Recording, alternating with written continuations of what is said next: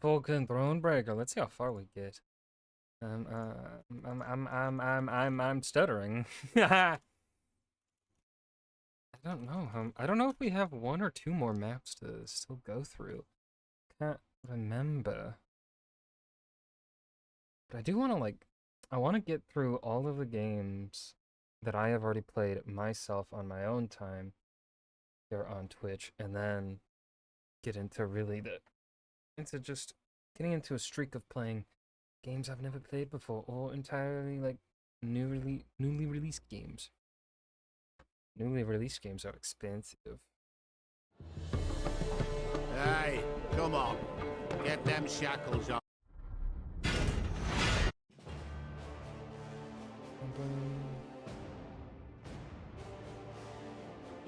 Boom, boom, boom. Malcolm.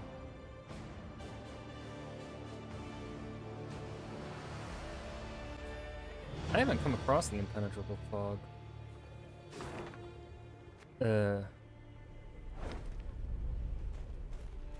Trinket yet, or whatever the fuck.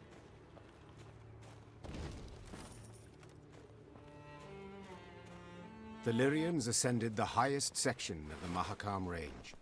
Snow crunched under their boots, cold air stung their lungs, and the wind snapped at their cloaks. Meve wiped sweat from her brow and turned to Reynard. There! By the rocks! We shall... The rest of her words were drowned out by a powerful blast. The entire mountain rumbled with a low, vibrating roar. The sound grew louder, echoing off the rocks, splitting their ears. The Lyrians looked around, disoriented. Few heard Gabor's warning. Dinna just stand there! Get behind the rock! Quick! Hurry! Meve followed the dwarf's gaze and cried out in terror. Ew, The snow that's an stuck to the avalanche. mountainside had started to slide down the slope, sending up mists of icy dust. Before she could react, the white torrent knocked her to her knees, crushing her and smothering her into the ground. All she felt after that was all-encompassing cold and fear. Meve survived. The dwarves who ran to the Lyrians' rescue dug her out of the snow in time. Some of her soldiers were not so lucky. The queen looked at their bodies, blue, frozen.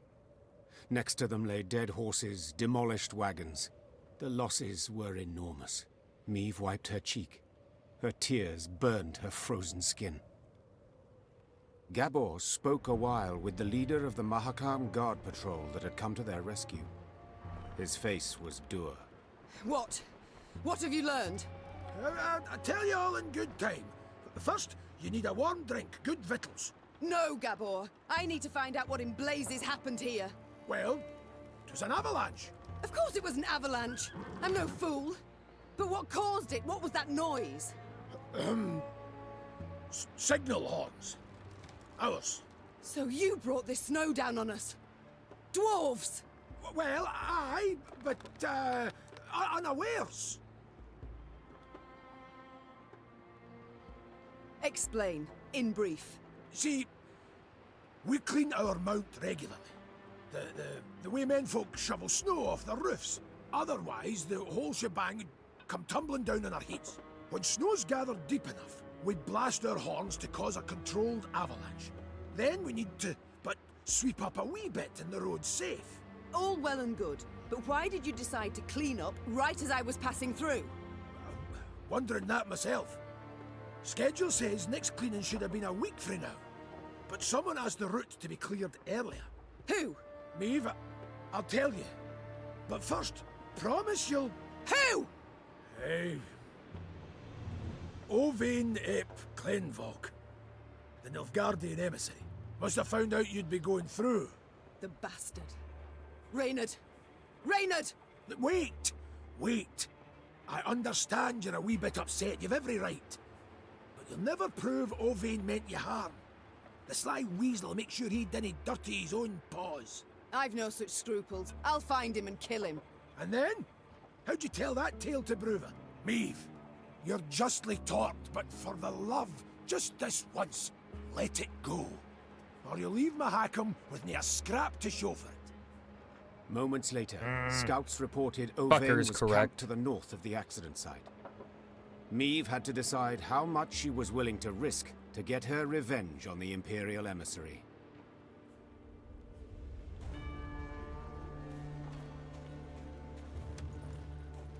By the elder sideburns, I'd no notion anyone was in the Vale. Nilfgaardian said the road was clear. Ah, whoresons.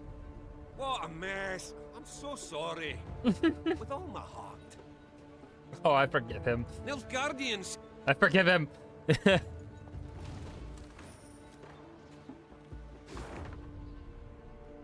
That's the Nilfgaardian.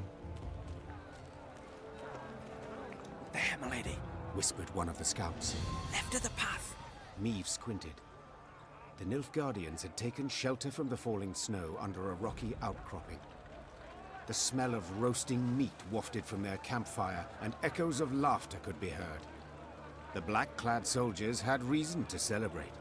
They had just decimated Meve's company without even drawing their weapons. Meve's gaze caught something else. A metal container into which the Nilfgaardians tossed bones once they'd been gnawed clean. It looked strangely familiar. Only after a moment did the Queen understand it was an overturned Lyrian helmet dug out of the snowy grave of one of her men. The whoresons. Meve hissed. They'll pay for this. Meve, asking you last time, keep a cool head. Whispered Gabor. You want vengeance? I get it. But think of the cost. If so much as a hair gets plucked from Ovain's head, Bruver will never forgive you, and you can kiss any hope of aid goodbye. Silence followed, finally to be broken by one of the scouts. Milady, what's the order? Do we attack? Oh shit, I'm looking it up because I don't know. Thronebreaker.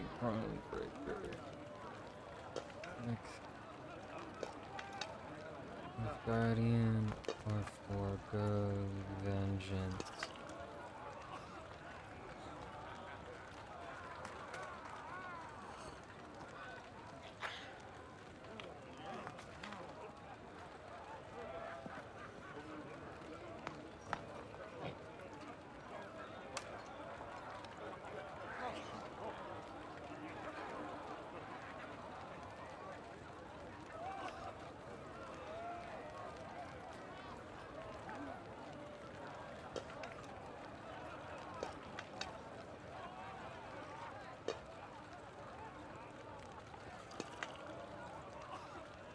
Oh, fuck.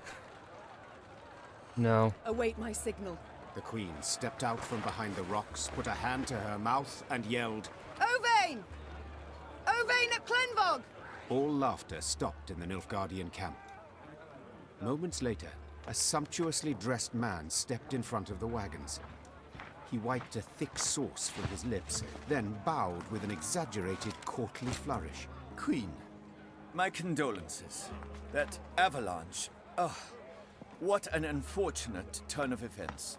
The mountains can be unpredictable. Meve said with a shrug. Accidents can happen at any time. Oh, yes? Even right now. Meve leapt towards the emissary, placed two hands on his neck, and hurled him into a rock with all her might. The Nilfgaardian's head slammed against the stone, and his skull crumpled with a sickening crash. Oh! He fell to the ground That was a and good sound. writhed a few final tremors. Attack! Meve roared. Take no prisoners!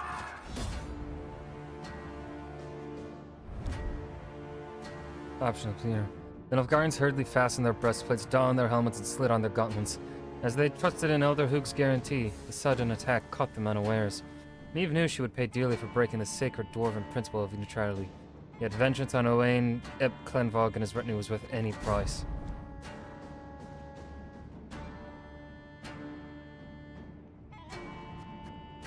Gethan Quan and Lyrian.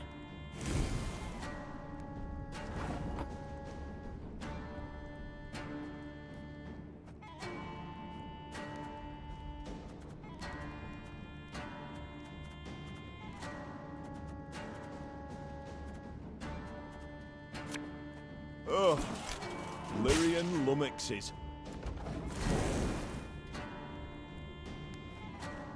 wise choice. Take no prisoners.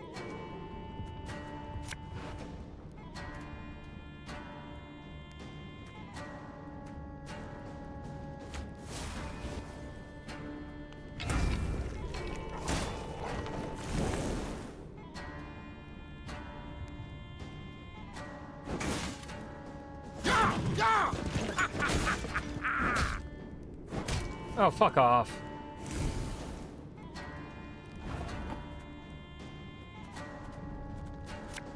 Tell me you jest.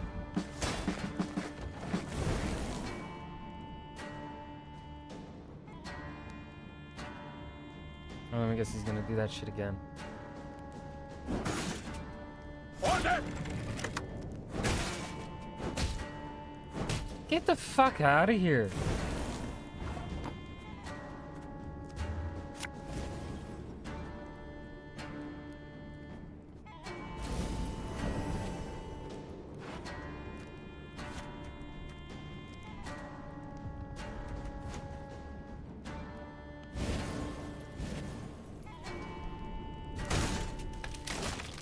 Catch!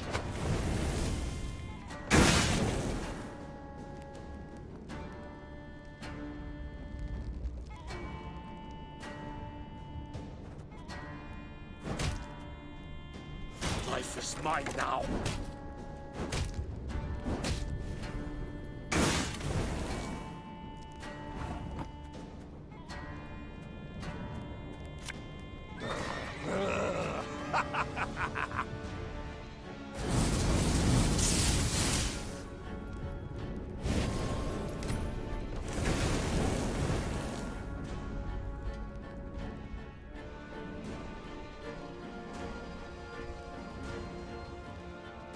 Of course, as you wish, master.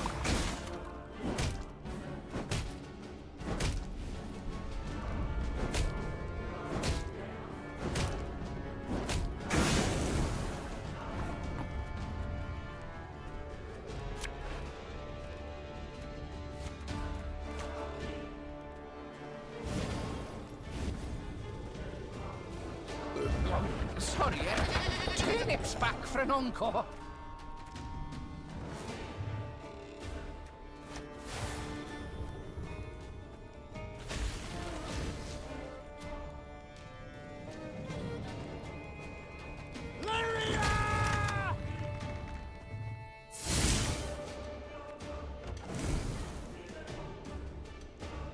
My boots have got sand plenty in them.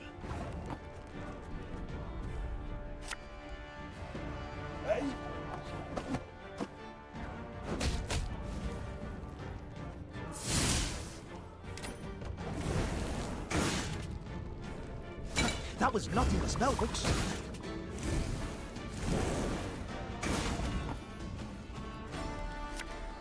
Ours is not to reason why.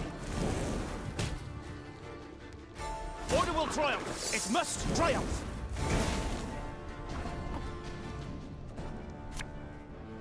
Should have listened to me old lady.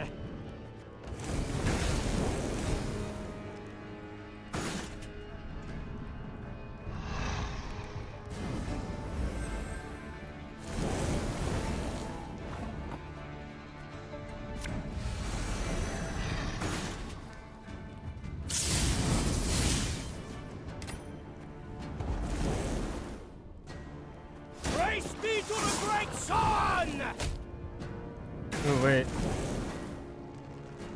Oh, Neve doesn't fucking die. Lead to Nilfgaard.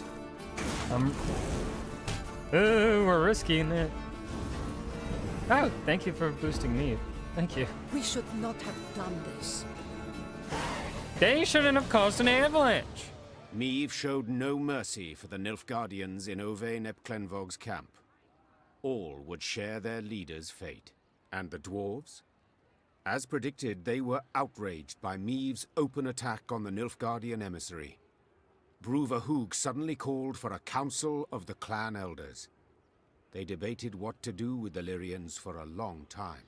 From what I've heard, only strong support from the Zigrins kept the Queen from receiving a harsh punishment.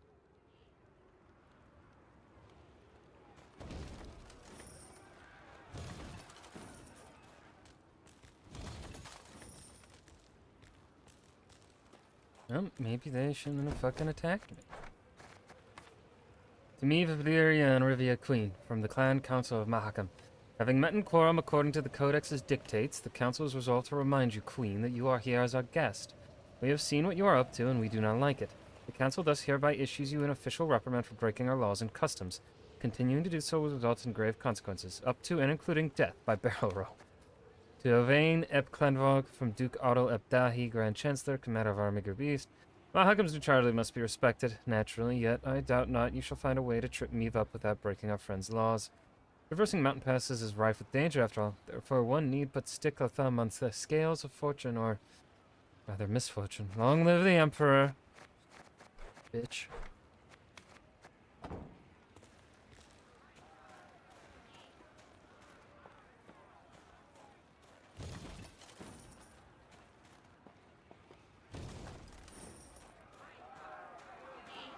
While passing the mining settlement of Kolstock, Meve heard the sounds of battle. Hey-ho! Into the fray, lads! Expecting she would see monsters swarming dwarves, the queen set off at a gallop to the rescue. Her braid blew about in the wind like a banner, showing her men in which direction to attack. The dwarves she saw, however, were not engaged in a battle against Shaelmars and Barbagazis. No, they were going at one another. Luckily, no weapons had yet been drawn, but given the dwarves have hands the size of bread loaves, this did not necessarily mean there would be no deaths. Oi, lads! Roared Gabor Zigrin. What's this foolishness? Calm the hell down, damn it! Gabor's intervention proved successful. The dwarves limited themselves to verbal jousting. Meve, who was no stranger to barrack room talk, nonetheless turned crimson at the dwarves' cursing. Piecing together the obscenities, Meve concluded they were debating an old quarrel about the height of a certain mountain, or rather of the twin peaks atop it. One of them lay in the territory of Clan Dahlberg, while the other in the Hoogsland. Each family felt their peak was the highest, all measurements indicating the contrary being total fabrications. Queen? Started Gabor, nervously chewing his moustache. They're asking if you, as yin impartial and a fair-minded wench to boot, wouldn't you wish to settle their idiot squabble once and for all? Meve knew well that this type of age-old quarrel could easily end in bloodshed, so she resolved to help. Representatives of the two clans gave her a strange mechanism she was to use to measure elevation. All that was left was for the Queen to button her coat up to the neck and scale the twin peaks. Time to end this delicate feud, once and for all. Time to end this delicate feud. Time to end this delicate feud.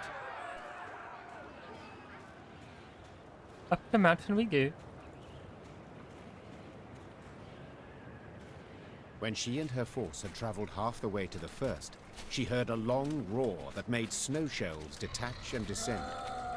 Without waiting for her scouts to return with reports, Meve drew her sword. Uh-oh, fight time. Shortened battle. Fighting on a steep mountain slope is no easy task. The Illyrians struggle to find solid footing in the snow, propped up by their spears, their eyes squinting under ice-speckled brows. Whereas the beasts, they moved with ease, leaping from rock to rock, long talons scraping menacingly against the stone. Scraping. Menacingly! Anyways. Okay. We don't need one of them. Don't need that. I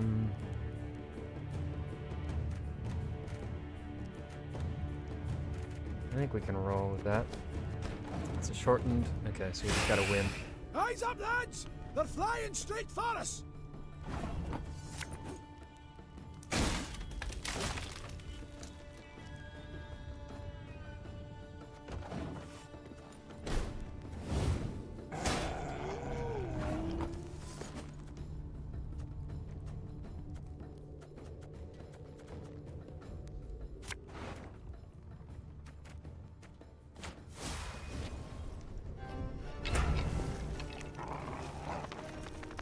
Do I not have... Why didn't the other Rivian pikemen get played? Huh?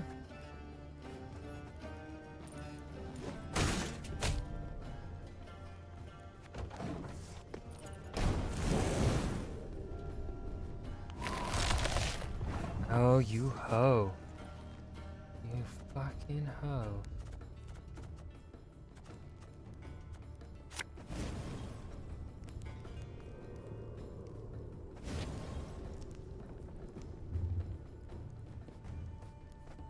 Oh, and he doesn't have a deck. I'm a little Well, the dog died. Shit. Quite the clever little contraption they gave us. Work of a gnome, of course.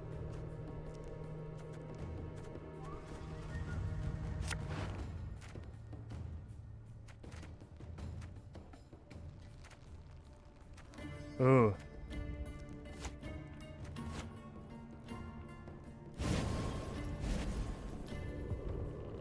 I'm done in a jiffy. I don't know if I have any more trinkets to play in my...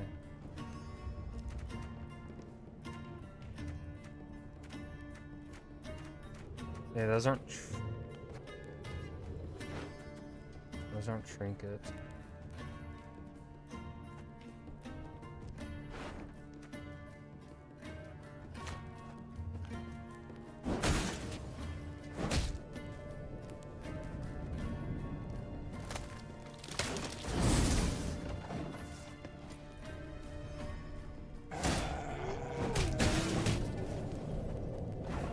Damn.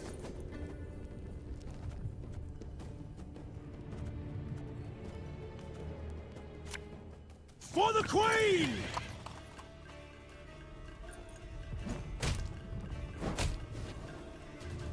God save the Queen!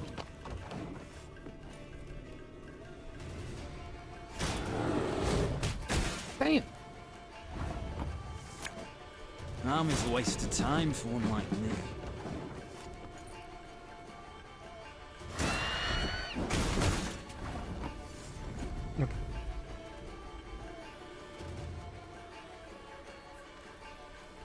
Pays late. Again.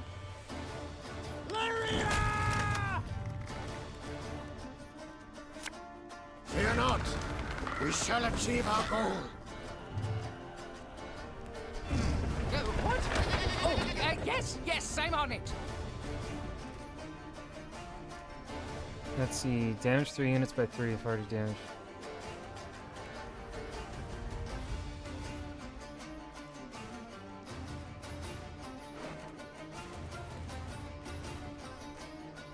Card draw or damage? Let's do card draw. That's more. I always like that more. Always more fun. We got a job to do. Ow. Forgot about that.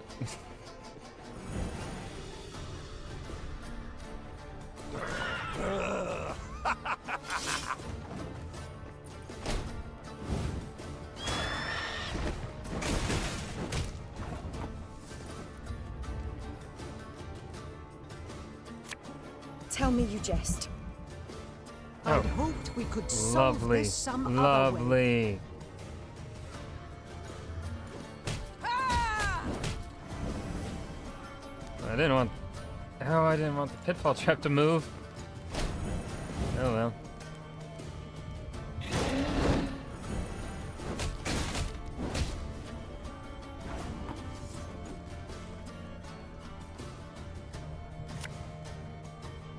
That bit the white of an eye from half a league away.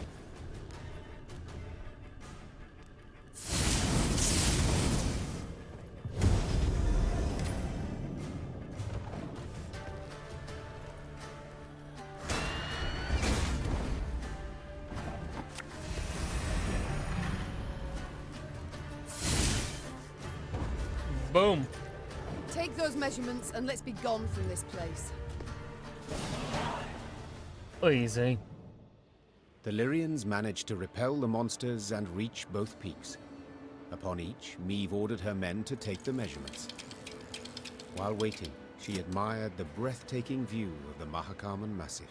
The dwarven contraption left no room for doubt. The peak within the Dahlberg clan territory was 2 feet higher than that within Hoog territory. Gabor was clearly displeased with the results. Damn it all! I'd hoped you'd proved Brewer's clan was in the right. He'd have been content to see the Dalbergs knocked down a peg or two, and, possibly, he'd have been more inclined to help you, said the dwarf in frustration. Then, after a pause, he added, although, only you saw what the device showed, Queen. Perhaps you could, recalibrate the results a wee bit? Nope. To lie would be simple, true. said Meave. Yet to forget the matter would be so much harder. No, Gabor, I shall tell the truth. The Queen's tone made it clear the discussion was over. Gabor let the matter lie, and Meave's force began its descent down the mountainside.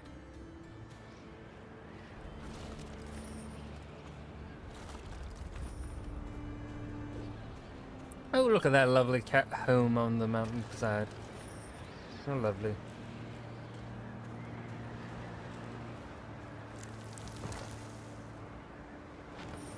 $1,200? We're rich. 5,000 and 1,000, nope. 2,500, 2,000, nope.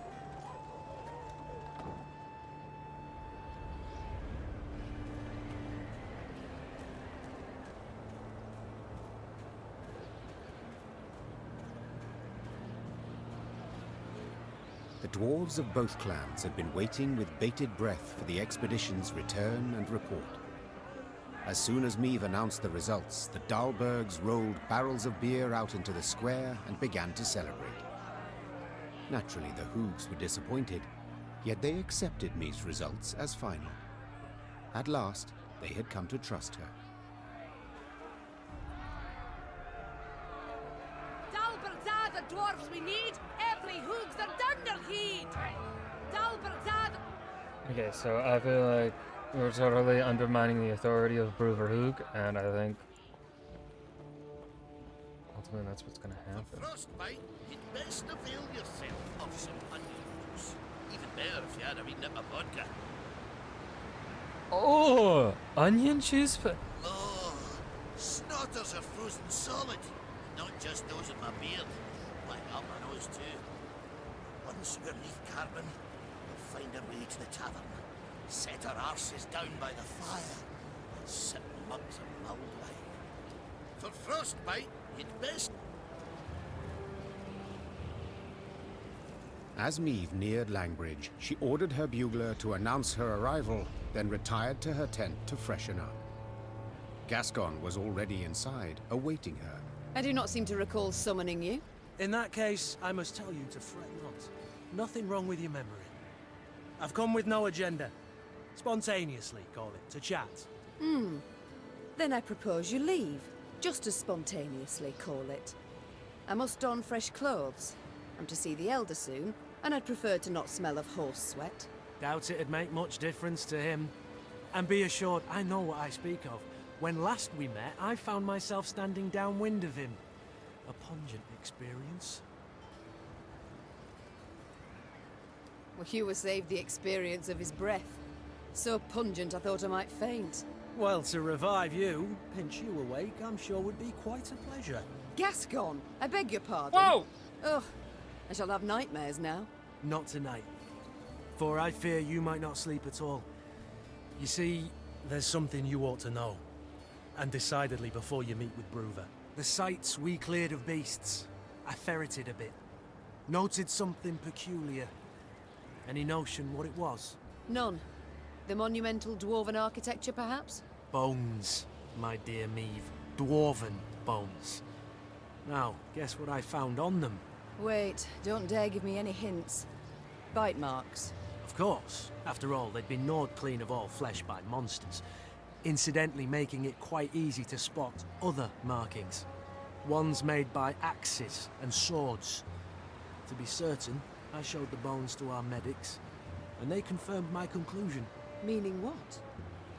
That the entire clan, the Fuchses, did not perish due to an invasion of beasts from the depths. The monsters merely ate the bodies and occupied empty homes. Now, I shared my discovery with Gabor, and guess what he did? He panicked. He started to squirm, babble nonsense. I wager my right arm he's hiding something. Blast. Overly eager to aid us from the start he was. I might have sensed something. I shall have him summoned at once. And I thank you, Gascon. I won't forget this. Minutes later, Gabor stood before the Queen. At first, he tried to mislead her with evasive answers, but as her pointed questions demolished one clumsy excuse after another, he had to give in. Oi. As King Desmond said after a hefty squirt in his hose, we can't sweep this under the rug. If you think I welcome jests in this moment, you err. My fingers itch to summon the hangman. Right. So... 'tis true. I misled you. On our clan elder's orders, supposed to make sure you destroyed Burr's Rump and Davor's Abyss thoroughly enough to leave nae a trace. What? Why? What did they wish to hide? They was home to the Fuchses, our mortal enemies. They'd been a-boiling our heinies for ages, thumbing their noses, taking what they want when they want. And the Elder-in-Chief didn't gie a ploughing whit. So to stop them, our clan, we did the unpardonable. The Ziggurin elders saw their chance and they... Gods. So you were responsible for the deaths of all those dwarves? Me? I didn't raise a finger. Tried to stop them, in fact. No witnesses survived, meaning you must have murdered the entire clan. How? Queen, you sure you... I am. And you should be sure to answer in full, omitting no detail. A few years back, we got pummeled by a horrendous winter. Stone-breaking frosts, whiteout storms, avalanches. Made travelling a painful form of suicide. Hunger drove beasts out of their dens. Pass was covered in the filth. Got to where they paced right outside the walls. Fuchses fought a hard, bloody fight to keep the critters out of Davor's Abyss. Lost near every axe-wielding dwarf they had. Only survivors had to winter at Burr's Rump. Our elders felt such an opportunity wouldn't knock again. After killing the town's meagre guard, they set fire to it and barricaded the gates. They didn't stand a chance. Bastards.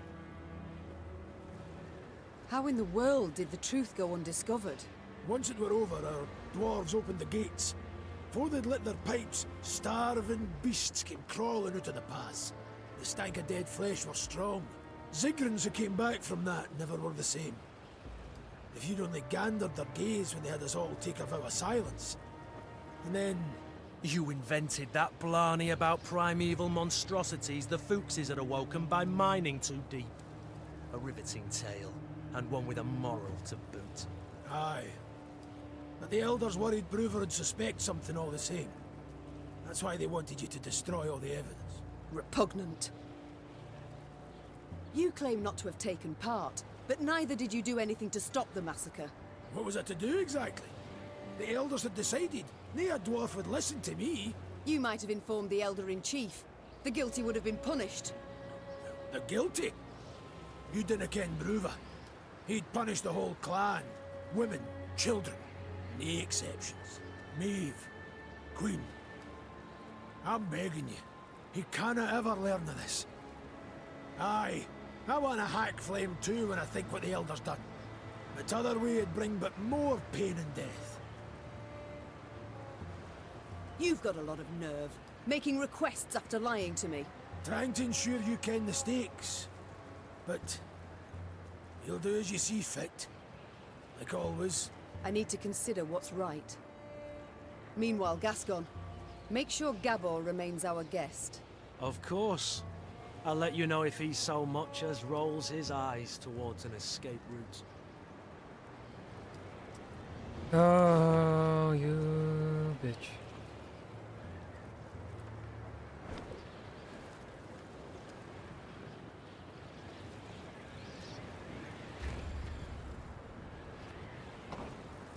Let's do the scouts.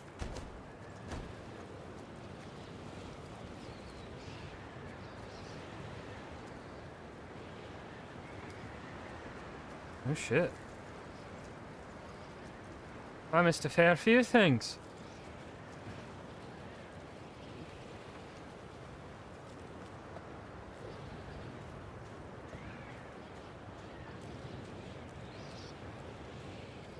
That one was hidden.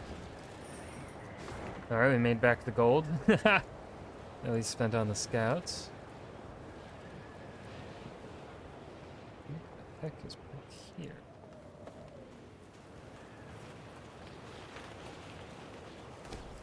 Queen! Our scouts noticed a glimmer in the eye of that bas-relief sculpture. We could scale it, but our engineers would have to prepare the proper equipment. Though a fall from that height should have resulted in a rugged neck. Give me that northern wind. What does this trinket do?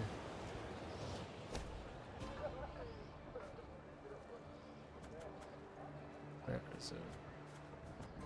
Damage all damaged enemies by 4, then damage all enemies by 2. Meh. Meh. Meh, meh, meh.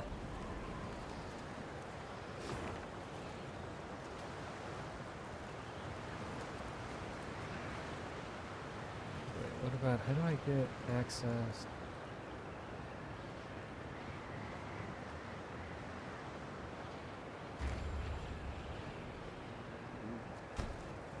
Oh, we'll see. Bruvva stood by the bridge like a statue, arms crossed, eyes squinting. Meve sighed inside. She stood little chance of having a pleasant chat. Elder-in-Chief, sir. No Sharon and Grayson here, lass. Plowed humans. Always out to fix things, always end up cocking them up. You think you're due glory, do you? Monster Slayer Meve? Patroness of dwarves? Blast it. What do you think? Why didn't I exterminate those beasts myself, eh? Go on, tell me. For you. For I didn't want to. For something didn't fit, damn it. So I resolved to not destroy their nests and evidence till I learned the truth of who done it. Postponed it all those years expressly. Though your subjects were dying. I didn't need no lectures from the likes of you. Justice must be served. That's worth any price. And I was close. Had leads. And now, it's all gone to hell. You flooded Devor's abyss. You brought Boros rump down on itself. And I'll never ken who killed the Fuchses. Understand? Never! I would not be so sure. Sure of bloody what? That you shall never learn the truth. For I learnt it just moments ago. 'Twas the Zigrins who killed the Fuchses. The Sikrans? But... hold. Aye, it'd explain a lot, that. Ah, the snakes! Worms! Rogues! Why, I'll show 'em. All right. Could you admit you've more in that pretty heat of yours than I expected? But dinna you start thinking we'll be toasting a new friendship. You want our aid? You'll have to answer our questions. My questions. Lots of them. And they're all hard, so dinna you go smiling at me yet. Why, I wouldn't dare. Better not. Right. Time we moved on. Bruvva set off at a brisk pace, paying Meve nor anyone else heed. The Elder's bodyguards rushed after him, then came the Lyrian force, and at its end trudged Gabor Zigrin, hands and feet in shackles. Well, that's a shame.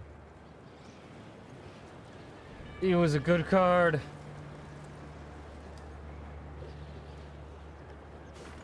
On Lying Bridge, it is strictly forbidden to stomp, jump, lean over the edge, stop for a rest, carve runes in the handrails. Hoo-hoo-ha. Wanted to hunt monsters, eh? Oh, Elder's furious. Spits flying 10 feet. Let humans neath carbon. Didn't ken if that's wise.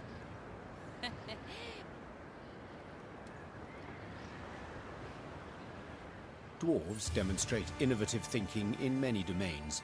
Metallurgy, engineering, architecture. Yet there is one in which they could not be bothered.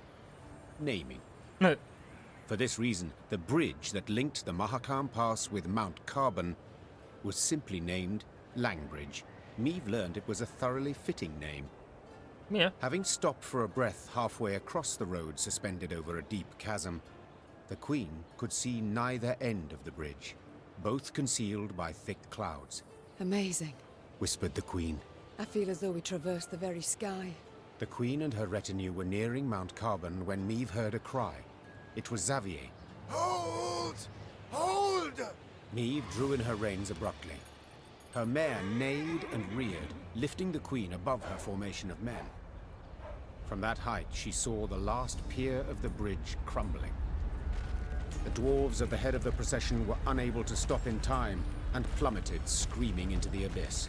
What's the meaning of this, gods damn it? Bruva roared. Fetch the engineers! Now! The queen was striving to calm her spooked mount when she sensed something swish past her ear. Out of nowhere, a Scoia'tael band had appeared at the rear of the column. Before anyone could react, elven archers had felled the rear guard. The soldiers lay on the bridge's stone surface with arrows in their backs. Meve was trapped.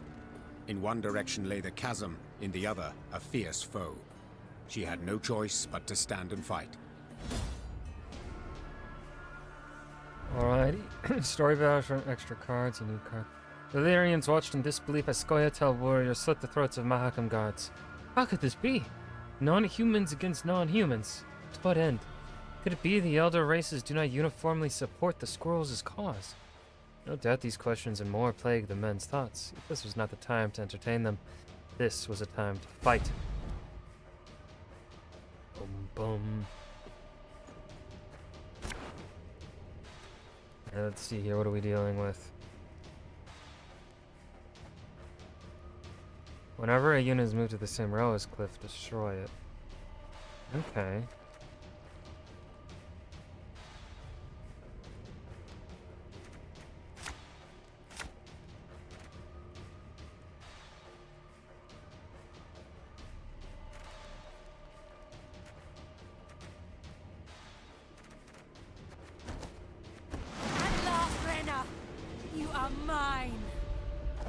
We trapped you, Grace, but we can try and fight our way through.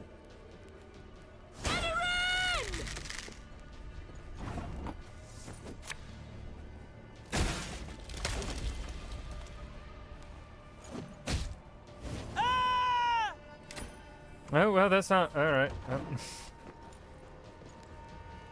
Show me the coin or sod off.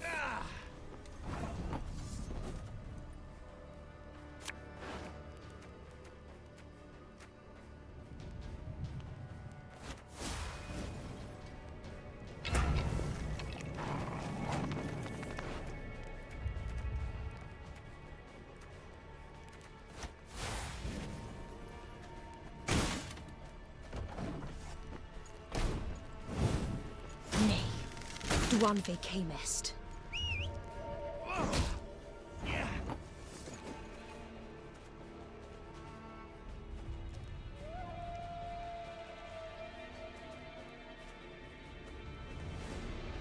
Think you ballbags can do whatever the devils you please? This is Mahakam!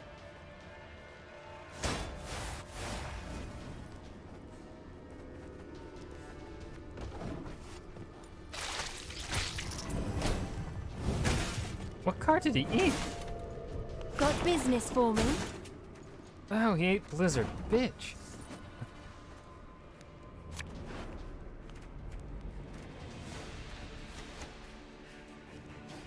Oh, no.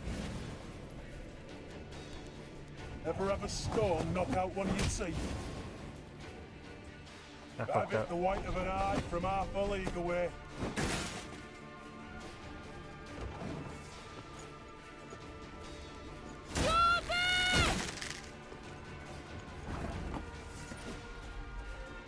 Everything all right?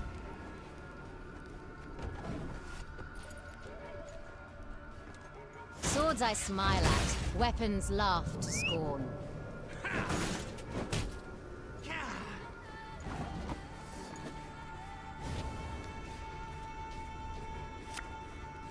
Tell me you jest. Quick and painful this'll be.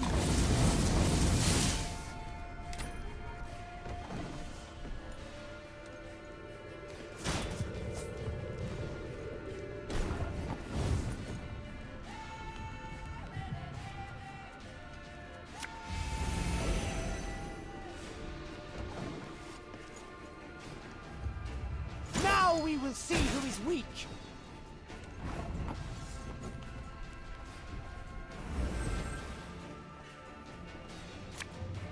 Bigger they are, easier they are to target.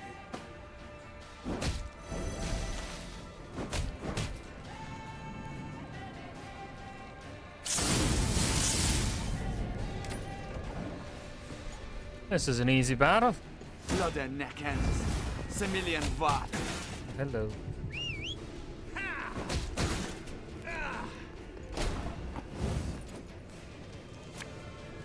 Thing about slings, they hide well. I win.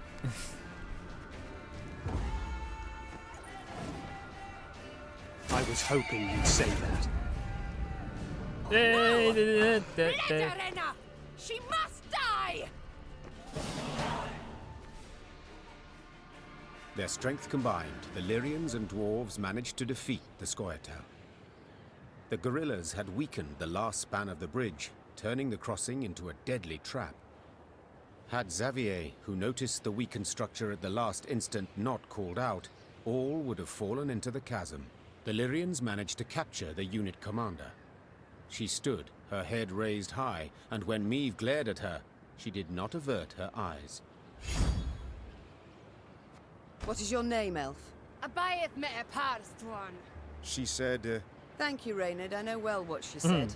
Kiss my arse. Is that truly the best you can muster? I'd rather show you exactly what I can muster.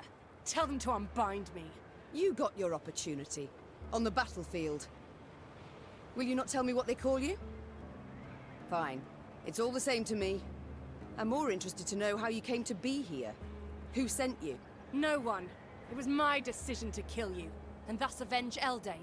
You've elven blood on your hands. The blood of the elves of the Moulderwood. I regret the events of the Moulderwood. I did not wish those elves' deaths.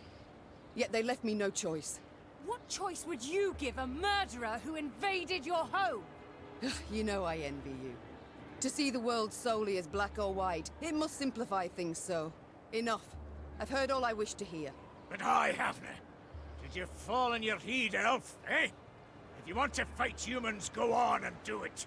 You cannot talk sense to idiots and nae here, damn it. Mahakam is and will be neutral. You cannot be neutral. To Dwan, you are either their foe or their dog. Mahakam has stood aside, sleeping long enough. That is why we struck it in its very heart.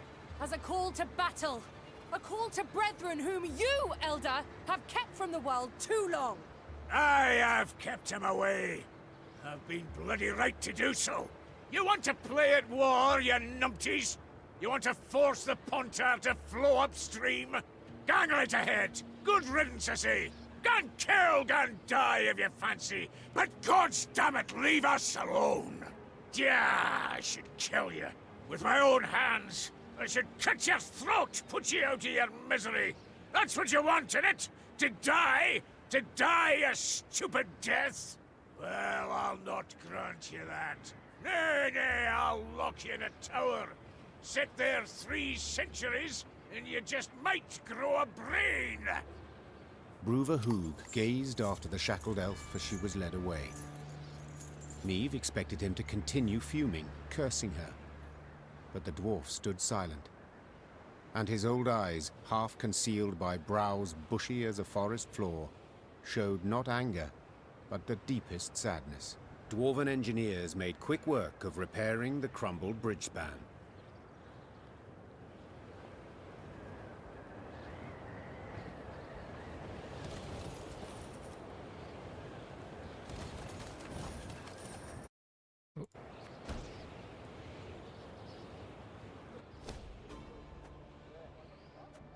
Move 6, okay.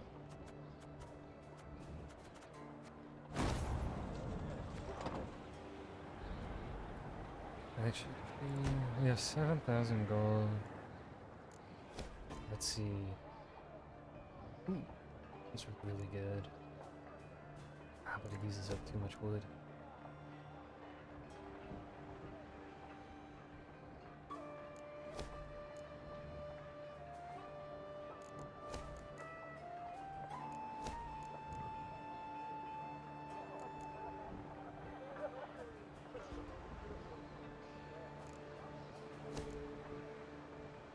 Let's hold off for a little bit.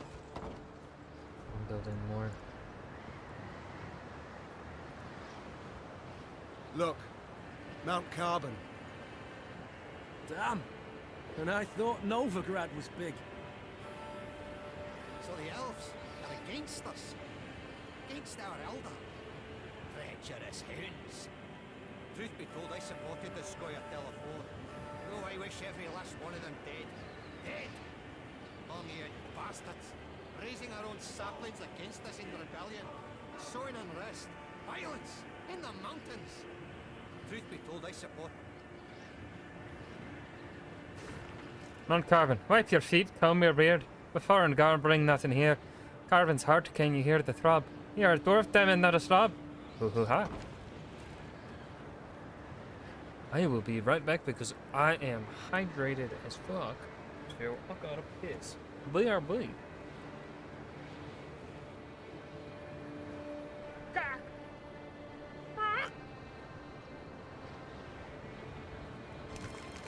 Oh no, the children are dying. Game. No, it's just one less map.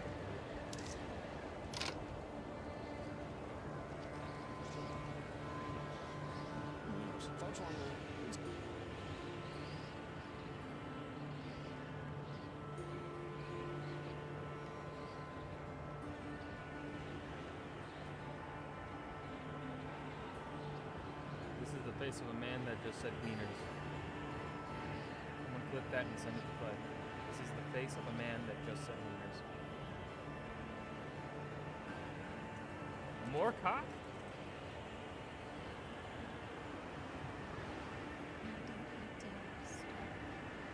Yes, ma'am. Yes, ma'am. Whatever you want. Yes! Why? I act.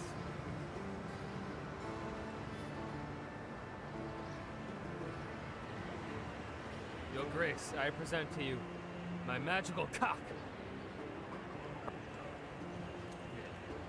Cock. More cock, please, sir. Leave me alone. Hey now, you know it's time. Get your game on. Go. Play.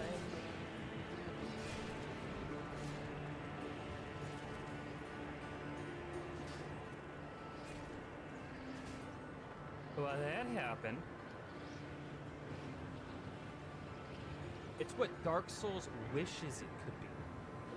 Yeah, I fucking said it. Fuck Dark Souls. I don't care how many people I piss off with that. I'm sticking by it. That you when you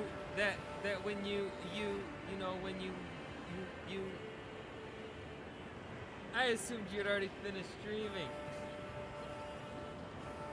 I'm a contemptible Who the fuck? Who the fuck writes these dialogue choices like, I know that. Yes, that. Alrighty. Let's finish Mahakam. The Lyrians stepped inside Mount Carbon's bowels. Neve rode while looking upwards, admiring the intricately carved ceiling, gilded walls, monumental bas-reliefs carved from basalt. Yet this was no time to admire the sights. Bruva Hoog had summoned her to speak. I thank you for your invitation, Elder. My invitation? Choice term, lass. You wangled your way in here. Long I've lived, but ne'er have I seen a wench so stubborn. With all due respect, do you not feel like a pot conversing with a kettle? Ha! True enough. Changes of mind didn't come easy to me. But they do come at times. Human wars concern me not at all. For so many they are, who could count them? Near a year goes by without one wanking king invading another's realm. A dog with scabies is less restless. That's why, this morning, I aimed to send you off with nothing. Mattered not what the clans were saying. Rivia, Schmivia, who gives a sheep's fart? But that was this morn, before that daft wench and her pups attacked. Nilfgaard supports the Scoia'tael, it's common knowledge. Nilfgaard uses them. Well, I'm nae worse, and I choose to use Queen Meave.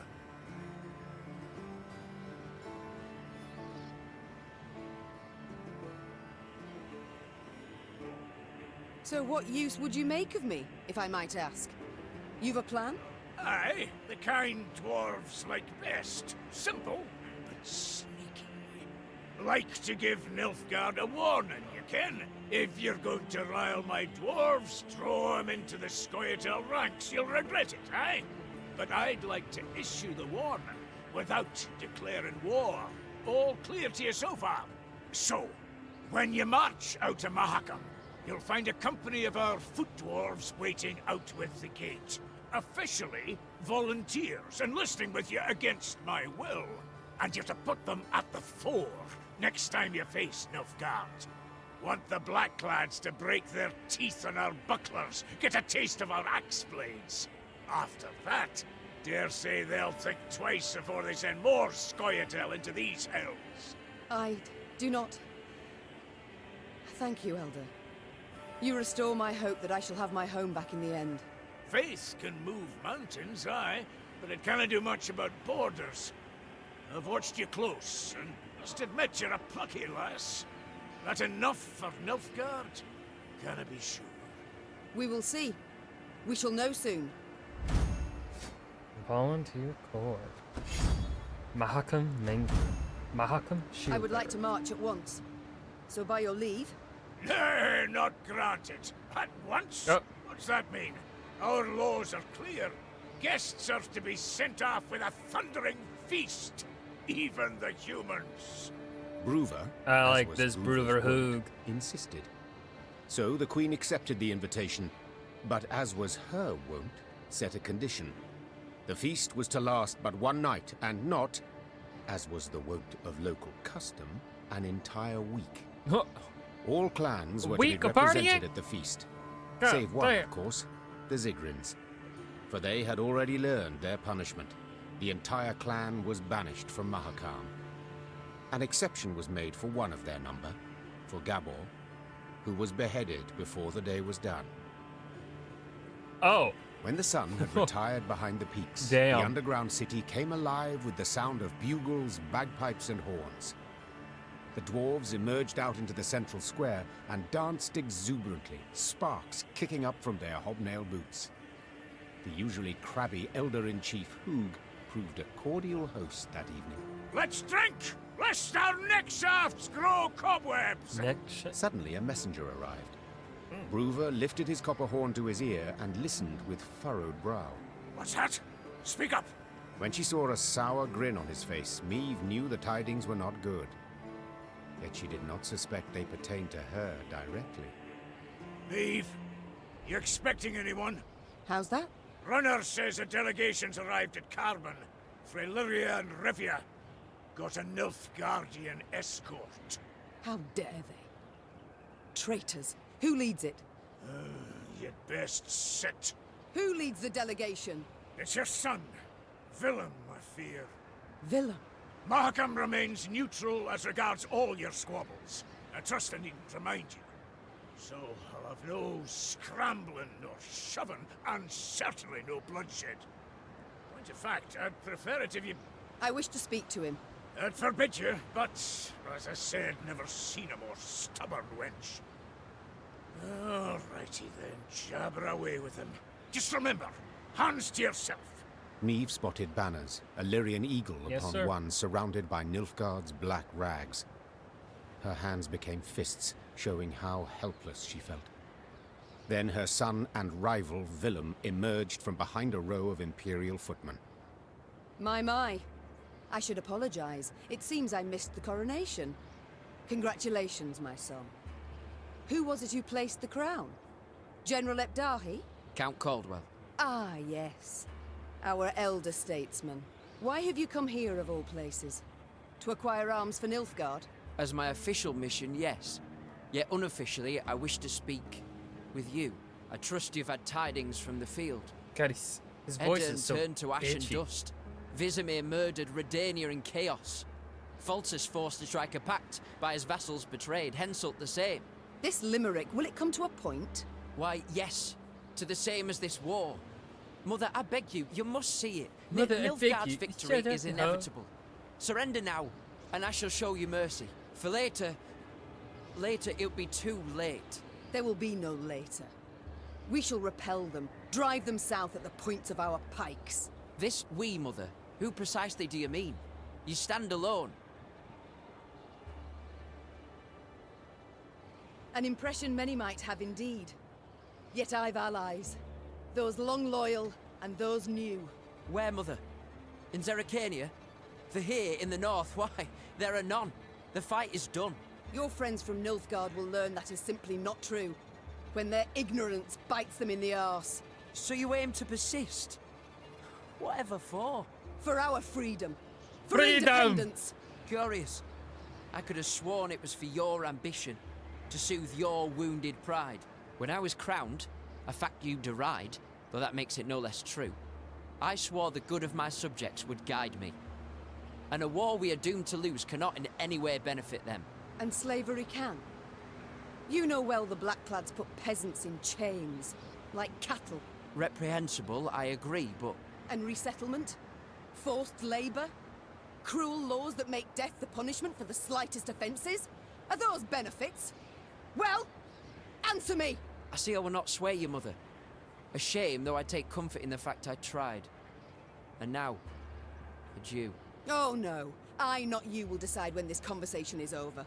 Oh, have we anything else to discuss? Are you perhaps aware that the Nilfgaardians tried to kill me? What? No. Yeah, you're fucking stupid. I heard only about an avalanche. Which tumbled down through no small effort of an Imperial envoy. Never would I have agreed to such a heinous act. I believe you. I'm heartened that, despite all we... I believe you because I believe the Nilfgaardians wouldn't ever have asked your opinion. Think on it, son. Are you their ally or their tool? Can you ever be sure? I am the King of Lyria and Rivia. To serve my subjects' best interests, I am prepared to make even the most painful concessions. Might I leave now? Or is there more? Naturally. How did you know you would find me here? I received Nilfgaardian reports to the effect that you've been seen in the pass. Oh, roses are red and so are your cheeks, my son. As ever when you're caught in a lie. Lyria is 2 weeks' travel hence. Had you received word only once I was here, we'd have been long gone from Mahakam by the time you assembled a force and completed the march. No. You were forewarned of our intended route. It means I've a traitor in my ranks. Another one. Get out of my sight, villain. And pray we only ever face one another on neutral ground. Meve struggled inside not to turn and gaze once more at her son. He'd changed since they'd last faced each other, grown manlier, and he wore the crown well. The Queen returned to the banquet hall. Her advisors shot her questioning glances, curious what she had discussed with Bruver. But Meve decided to keep the details to herself. One of them wore a Nilfgaardian lead around his neck. Until she knew who, she would have to remain vigilant. Feasting's done, Reynard. We must consider our next move. I've thought on it, Your Grace. We've strength enough to hit the foe, but still not the numbers to face him in open battle. So what do you propose? This war we cannot win alone, nor even with the dwarves at our side. But if we secure a victory, small yet symbolic, we shall show the other realms of the north all is not yet lost. Thus, I propose we attack behind the front lines, somewhere well clear of any major Imperial force. Where would you suggest? I'm considering Angren. To begin with, a thickly wooded marshy land, always helpful in clandestine operations. Secondly, the land strategically important, as it's the chief source of building material for Nilfgaard's fleets. All too little, I fear. Since we require a victory that would be symbolic, we must strike where it shall hurt, and Angren... Just recently welcomed a new regent, in the person of Count Coldwell, my third argument. Naturally, if your Majesty wishes, I'm prepared to present alternatives to this. No need. We march at dawn. Meve had toiled, cajoled, persuaded, and gained the dwarves' support. She left Mahakam strengthened, markedly. Even so, the Queen was in a foul mood. For it was clear a traitor, a viper, nested among the Lyrians. someone who had conveyed the Queen's plans to her foe. From this moment on, Meve would need to weigh every word she uttered, even in the presence of her closest associates. Your Grace, we must plot our course forward. Shall we take the western passage into Angren, or... Not now. When then? Dawn approaches, yet we know nothing of where... I will not repeat myself. The Queen knew she would learn the traitor's identity in the end. If need be, she would tear the name from the throat of another turncoat, Count Caldwell. Meve drooled at the prospect of seeing Caldwell in chains, then passing him to the hangman. Saddle the horses. I shall take the fore.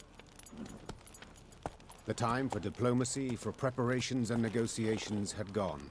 Meve was to attack her foe at last, and she could not wait to do so.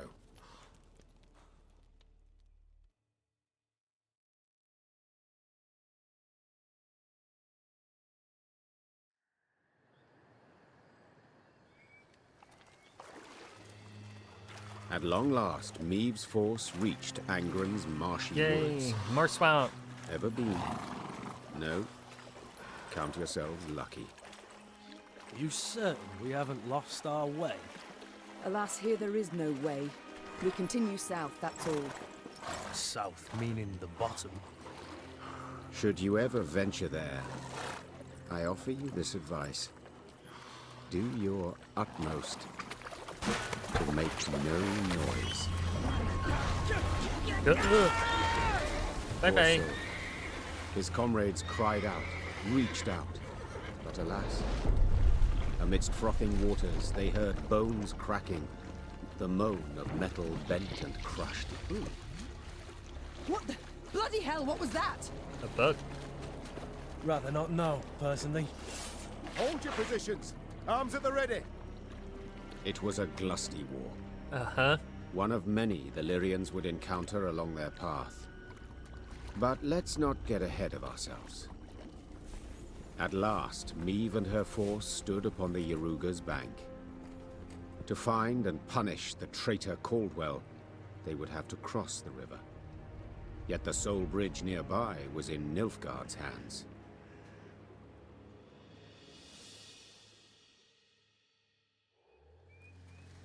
Your Majesty, some new reports require your attention.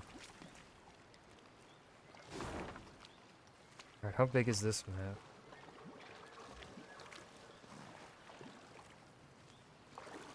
Pomona. What the fuck?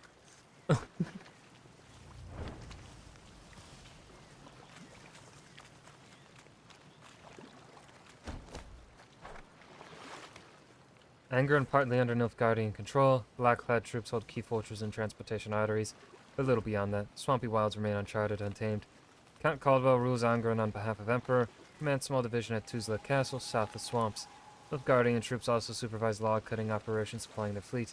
Further danger presented by monster attacks. Foul beasts present in Angren's wetlands in numbers far exceeding those found anywhere else. Meve, remember, the volunteers from Mahakam aren't to go without victuals, bevies, or brawls. Don't be stingy, I'm paying. Make sure they don't chum around with the other troops more than the absolute minimum. Keep them segregated. I don't want any of your idiotic human fashions depriving my decent dwarves and infecting the mountains when they get back. BH. P.S. If you fight the Black Clouds with the same mule-headedness you showed me, they're in for a solid beating. Don't give up. Your Majesty, you surely know already Count Caldwell has been handed control of Angren. His son Willem seized the chance to assert his independence. When General Abdahi is absent from the capital, the young prince pushes his own decrees through the Council of Peers.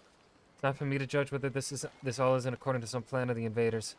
Yesterday, emissaries from Temeria and Kedwen came to court. I'm afraid they seek to cut a deal with the Nilfgaardians. If Redania joins them, the war will end and the enemy will triumph. But lady, the North needs a victory.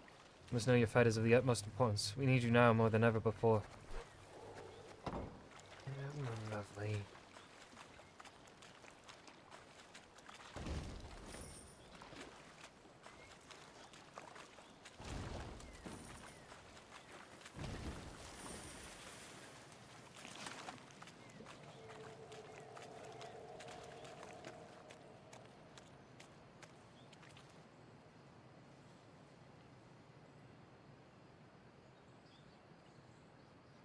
Hidden among brambles, Meve watched the Nilfgaardian sentries atop the palisade.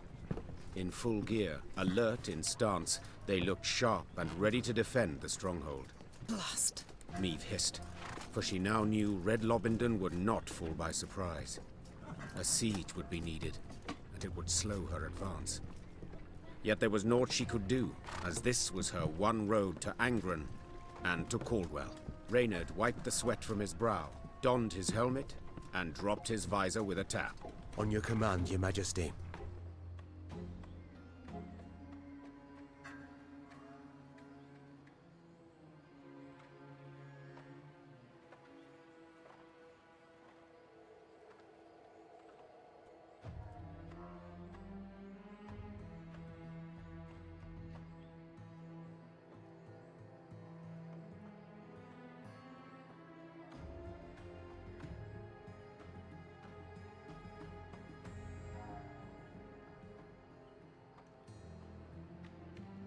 Very well.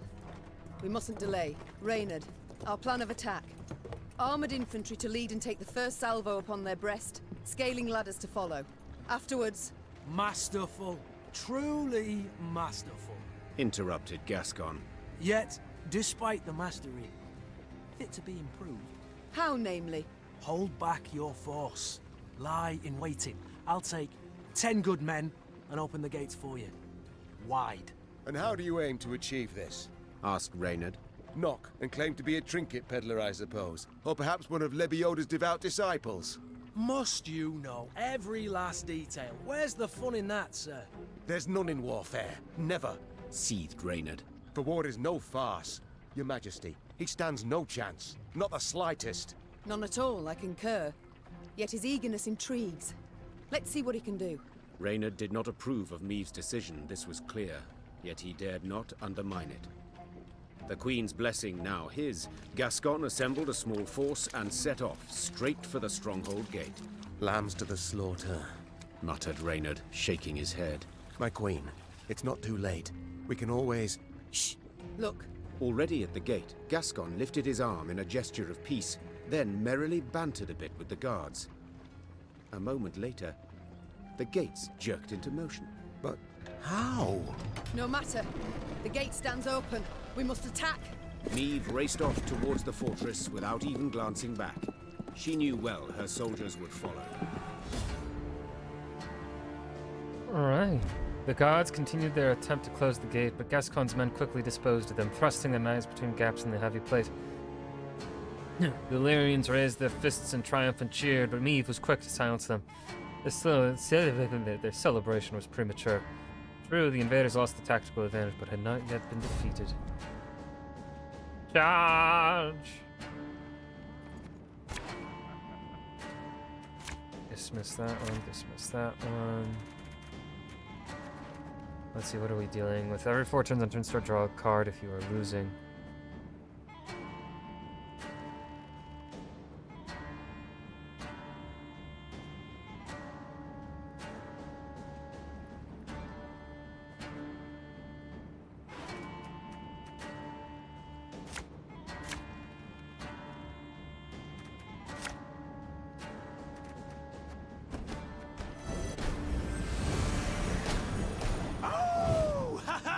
Strays have come to play! Order!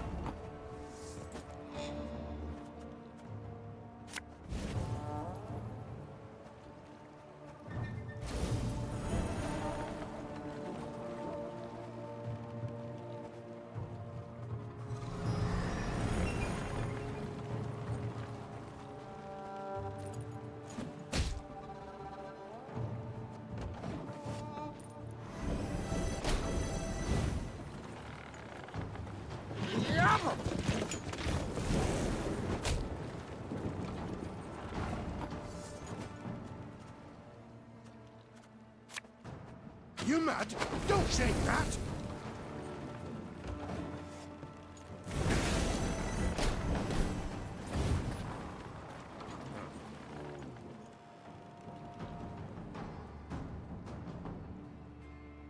Your life is mine now.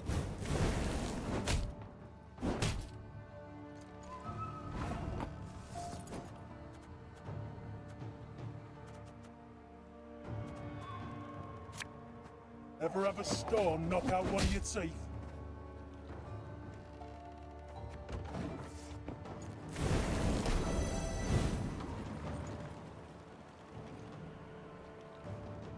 Oh, he's gonna set my row on fire.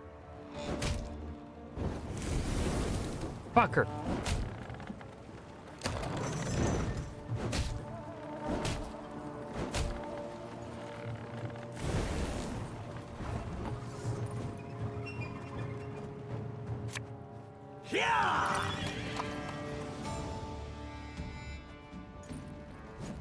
Ah!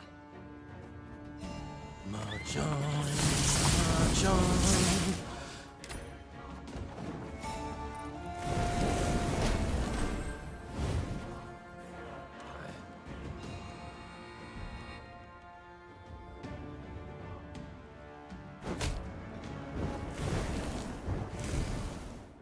Notice! All roads lead to Nilfgaard.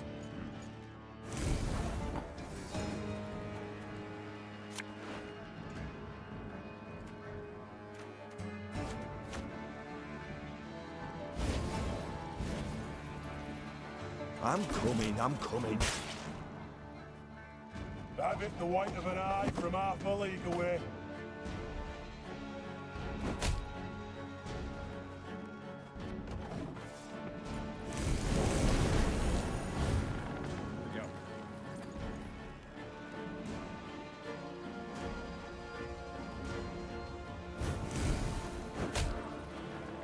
Order will triumph. It must triumph.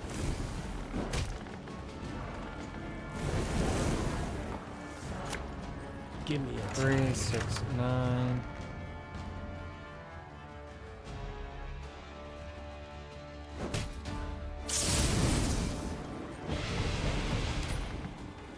Baba Booey.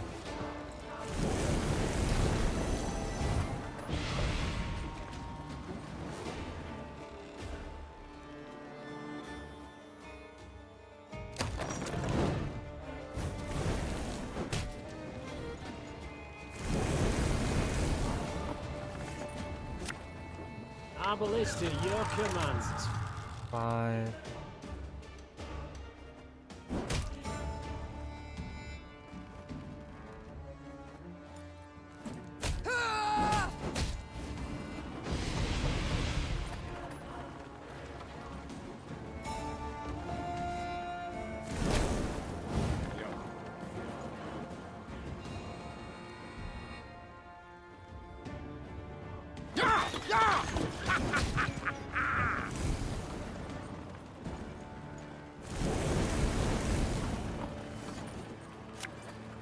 I'd hoped we could solve this some other way.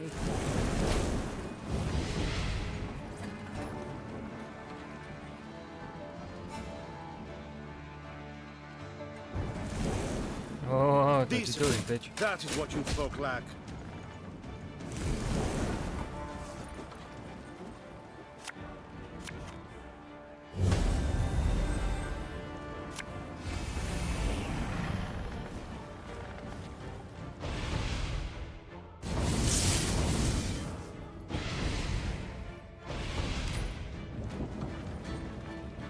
And pass.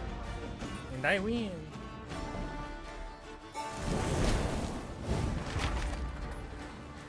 One red Lobingdon for you, milady. Compliments of the house. Thank you, good sir. Gascon seemed a fiend as he fought his way to the keep, then single-handedly killed the commander. Suddenly leaderless, the Nilfgaardians laid down their arms. My, Gascon. Colour me surprised. Pleasantly so, I trust. Don't fish for compliments, it doesn't suit you. Besides, you know you deserve both medal and title. I shall hold you to it, my queen. In due course. But I must know how. What ruse persuaded the Nilfgaardians to open the gate? Come, come. My delightful charms, no ruse. Ah, I see. Not one to share secrets. Unremarkable, as I see it. I'd hold my tongue too, were my conscience thus burdened. I've done naught to hide my shameful past, friend. I was a brigand, indeed, yet... Do not dare take me for a fool. You know of what I speak. Yet I don't. Reynard, what is this? What the devils is with you? Your Grace, in Mahakam, the Nilfgaardian letter we managed to intercept. Consider your offer accepted. Direct Meve and her force to the agreed site. We await their arrival. Your reward shall be as agreed. 'Twas Gascon who told us Caldwell had received Angren to rule. 'Twas Gascon who suggested we ride for Lobendon. Here, the Blackclads willingly opened the gate, for they expected him to deliver a prisoner. You!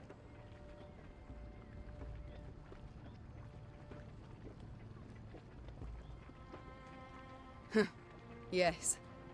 I might have expected as much. When captive, I asked you why you'd chosen to aid me. Your answer was odd and unconvincing. Meve! It's your majesty, you rogue. What do they promise you? Amnesty? Coin in heaps? Both. I knew Nilfgaard wouldn't parley with me as a matter of course. To be treated seriously, I needed something they valued. A stroke of luck, it was, the chance to free you from Caldwell's grip. 'Twas in Edern that we first spoke. Then came to an understanding after Rosberg's fall. Why do I still live then? Why not snatch me under Knight's mantle? Drag me to Red Lobendon in chains? Meve. I sought to sell you out, I did, and aimed to gain by it. Yet in Edern, you earned my respect. In Mahakam, my admiration. I swore then I wouldn't follow the terms of the accord I'd made.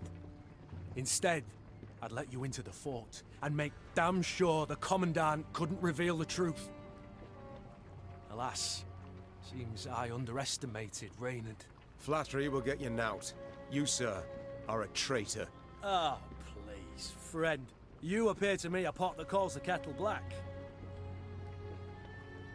Reynard? What does he mean? I've no notion, your Grace. Not the slightest. Truly? Ha! And I had you pegged for a man of honor. Come now, Reynard. Who sent secret missives to Willem? Go on, you really should tell your queen. What? Reynard? His Highness guest chambers in Mahakam. One of my lads snuck in. Found a letter bearing the signature of one Reynard Odo. Reynard, I beg you. Say it's not so. Tell me it's a filthy lie. Your Grace. I'd hoped His Highness and you would reconcile. To see son stand against mother rent my heart. I wish to help. Behind my back. Your Majesty, I sought merely to push the youth to see reason, to open his eyes. So say you now. Yet I can't know what was in the letters. I can't know what pacts you made. And alas, I can no longer take you at your word. I'm not alone in having deceived. Yet I am in repairing my wrong. Meve felt a tempest rise inside her. Yet she could not release it lest it cloud her view. She would solve the problem, strike it from her mind, and resume her journey at once. Drawn and quartered I should have you both. Yet in truth, I cannot do without your aid. Now more than ever. 'Tis the one reason I show mercy and forgive. Your Grace, perhaps made with doubt, but 'tis the right decision. I shall prove it. Thank you. Reynard and I rarely see eye to eye, but under the circumstances, I second his every word. Oh, shut your damn traps! And I believe you're needed in the wagon train. Now! The Queen's wish was clear and fierce. Gascon and Reynard slid off, leaving Meve to her thoughts. From the palisade's rampart, Meve gazed out over the marshlands across the Iruga. The Queen sighed deeply. She expected great challenges in Angren. She had also expected, even hoped, to find the one traitor in her midst. But two, and both her close aides-de-camp. She felt a weight upon her heart now. Blast it all. she muttered. Not the first dagger I've taken in the back. Likely not the last either. Yet to pity my lot will help not at all. From the captive Nilfgaardians, Meve learned Caldwell was at Tuzla Castle, in Angren's very heart. A small detachment would remain at Red Lobindon, while the Queen with the rest of her force set off to face the treacherous Count. Mom, I must speak to you when you find a free moment. Oh shit, is she gonna leave me? Palatine Caldwell, from Duke Ardal Dahi.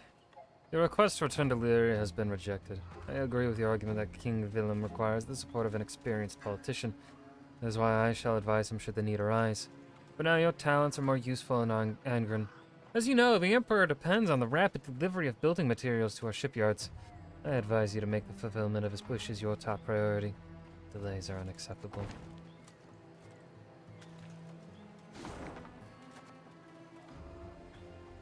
Okay, so we're gonna be going south. Savarut, Nordling, Netamar. Godef me, sir. Godef me.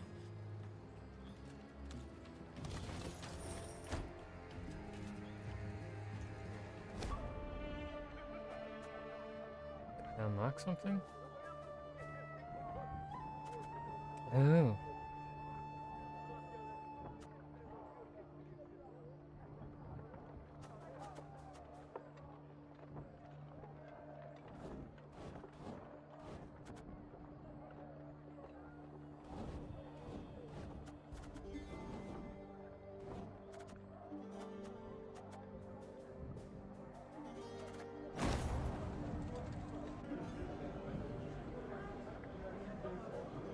I'm pleased to see you again, Mom.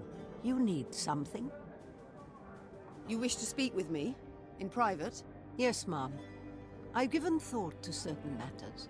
Oh no. The time's come to explain and reveal my decisions.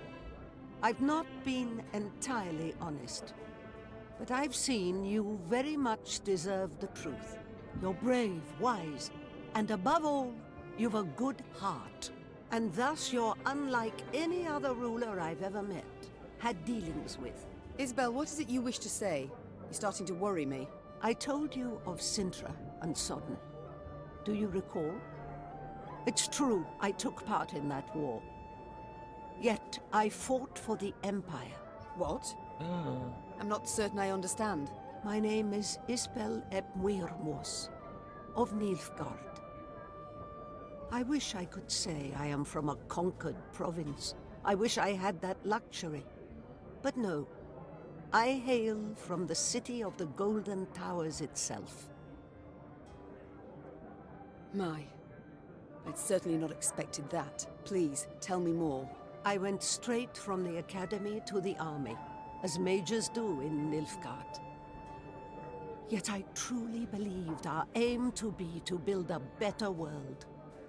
With our help, the mages, the Emperor conquered realm after realm, right up to the Amel Mountains. Yet he was not sated, and turned his greedy eyes to the north. But the north stood and faced him. I'll never forget the bloodbath he wrought in Sintra. It was unspeakable. He sought to intimidate us. He united us instead. Indeed. At Sodden, when chaos engulfed the Imperial army, I saw my chance to flee the madness and begin life anew. And I did just that. I never sought thereafter to rejoin my countrymen or return to my home. Instead, I stayed in the north and swore never again to use my magic to harm others. Yet I cannot stand idle as the Emperor perpetrates atrocity after atrocity. I wish to fight at your side.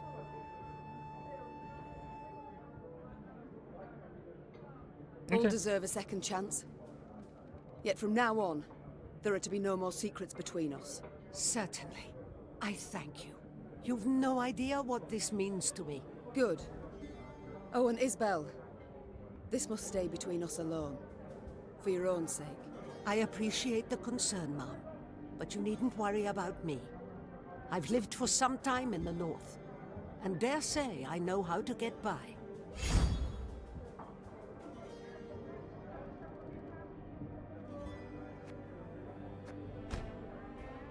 The city of the Golden Towers. Don't think I know any soul who's seen it with their own eyes. Did you know many common folk believe they're made of real gold, the towers? Yet they're named for how the southern sun dances off their rooftops. My family lived in the capital long before Nilfgaard was ever an empire. The city is of great beauty, was always a source of pride, turned arrogance in time. When I was but a lass, my father would take me to the grand amphitheater to watch the gladiators fight. A daughter of Nilfgaard should grow accustomed to the sight of blood, he said. For to conquer the world was our destiny. Dreadful. You must have hated it. At the time, I saw nothing wrong in it. I admired the gladiators for their bravery, skill, finesse. Though now it shames me to admit it. Duty calls. I must go. Of course. Should you need me, I'll be here. Your Grace, I wished once more to express my gratitude for your show of mercy. I showed mercy, true, but felt much more. Anger, pain, now resentment. You hurt me, Reynard. Wounded me to the bloody core. I don't know what else to say on the matter, so let's not speak of it. As you wish, Your Grace. Reynard, you fought in the first war against Nilfgaard, did you not? Yes, Your Grace. Though, as a mere captain then. Were they equally cruel? Did they scorch fields, turn peasants into slaves? No, Your Grace. They fought with honor in those days. So, what's happened? Why the change? It's said Emperor Emir var Emrys's heart hardened over the years. He's grown crueler, more ruthless. His soldiers' zeal for violence has followed suit. But you don't say that. No, Your Grace. To your mind, why do they now despise us as they war against us? 'Tis ever easier to loathe those you know. Before the first war, they knew nothing about us. Then they saw they'd the better weapons, larger cities, superior craft. That in our towns, waste flowed through the streets in open gutters, and they concluded we weren't their equals.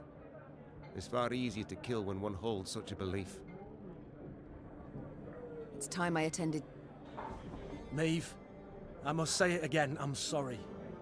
And I thank you for forgiving me. No need to say any more, Gascon. But you've got I to don't know. think I've said I Every forgive time you. you bring it up, I'm tempted to change Hold on, my mind. Gascon. Now let's turn to the task at hand. Ever have regrets? Feel remorse? For what? Oh, I don't know. Killing innocents, perhaps? Murdering travelers, pilgrims? I've always warned them. Won't touch a hair on your heads, provided you don't resist. So, see, gave them a choice. Besides, innocence? Please, Maeve. We both know those to be mythical creatures. Everyone's got something on their conscience. So there's always call for murder. That's right. Dead right. You need but answer it. It's time I Yes, milady? I haven't had the opportunity to thank you. Had you not been so alert, we'd have fallen to our deaths in Mahakam. I merely did my duty, Your Majesty. Modest as ever. Yet once the war is over, I shall make certain you're properly rewarded. My lady, the one reward I desire is victory. Your victory. Other matters await my... As you wish, my... You need my help with anything? Anything at all. I've ideas aplenty. Ever travelled with an army before? Frankly, can't say that I have. You fought I them love first. Barnabas. And let me say, it's not nearly as dull as I expected. Your travelling companions are fascinating, truly. Is that so? Who, if I might ask? Let me think. Then there's that aged woman. Isabel, is it? Oh, Your Grace, a complete lunatic, that one. Did you know she believes the world to be round? Round! Like an egg! I should have And let just between the two of I us, should have let you get the thrown off the quiet edge in the chap, barrel. Xavier gives me the willies, truth be told. could just be on account of his face looking like a piece of taffy stuck to the sole of a boot. Who else? It is such a specific description. Right, a word of advice. Never play Gascon at cards. He's a hustler, that one. And he tells tall tales. About debts, specifically. Ones that I supposedly owe him. And the Reynard fellow. What a jester. Always good for a laugh. I'm sorry, what? Every day he barks at me, stand at attention, with a perfectly straight face. And last, he asked asked if I'd served in the Norm Army. I mean, really. Sometimes I just can't with that man. Very thorough, Barnabas. I thank you. Time I attended to... Ah! 9 golden chests to be found in this section of map. Now, what is this change to Isbel? Damage enemies at random by the total damage taken during this battle. Well, I think I much prefer...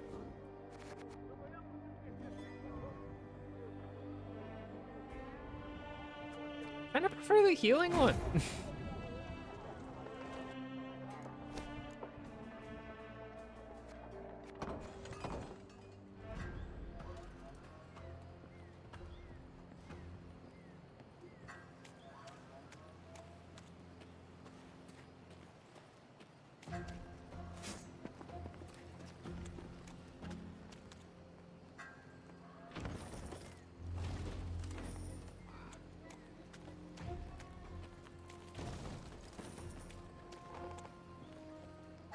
Alright, nothing there.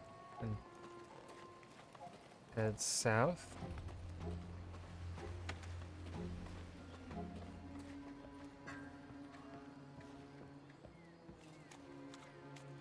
I'll keep a close eye on him, Mom. Don't you fret. Thank I'll you. Keep a close eye. Doing great, soldier.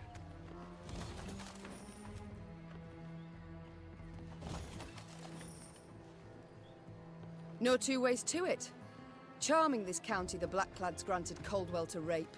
Yes, the gift so lovely Caldwell could not refuse. At Dahi, it seems, wished to be rid of the Count, so as to rule Lyria alone. I do wonder why they quarrelled. Caldwell wished to rule by Willem's hand, and by his claim. Of little benefit to Nilfgaard, so the general disapproved. As do I. By all means.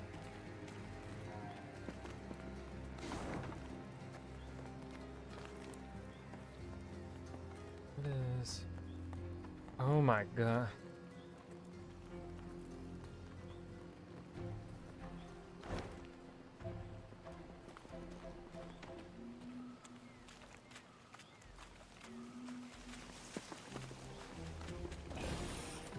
Well, let's do this fight.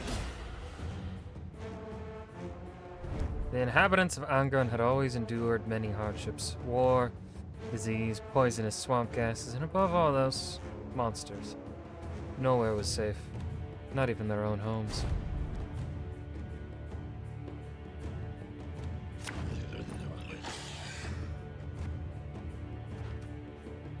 Whenever I'm boosted by 2.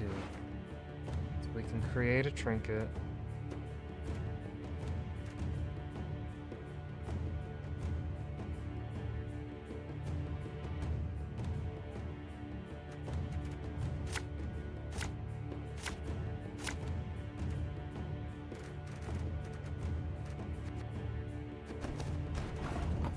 Okay, this is a standard battle.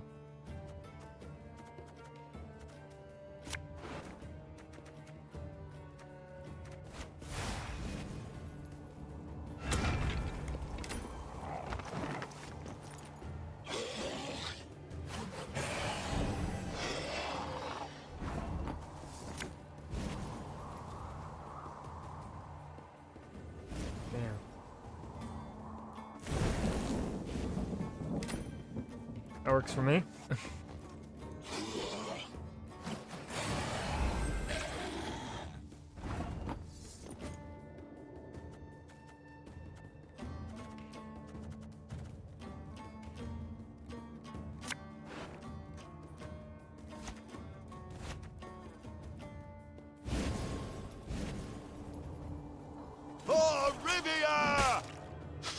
I smell a leak.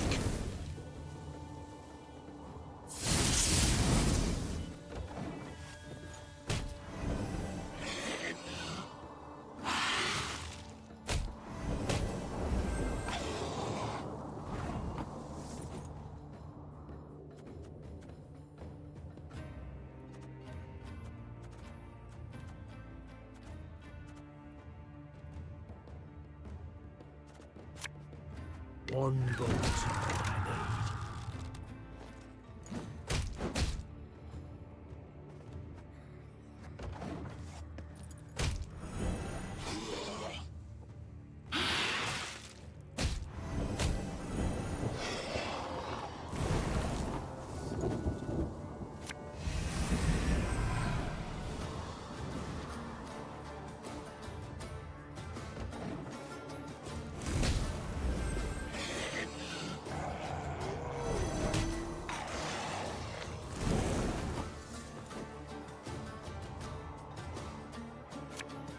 Give me a time.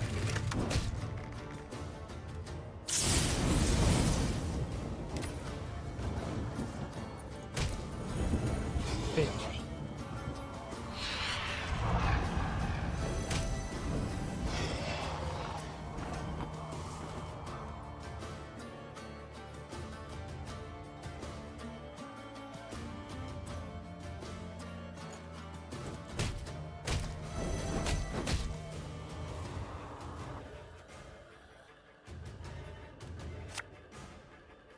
Quick and painful this will be.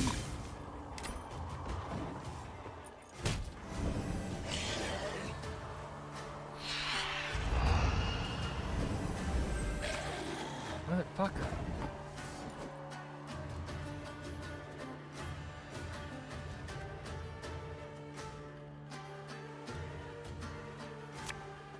Feel any burning? See a local healer or wise woman.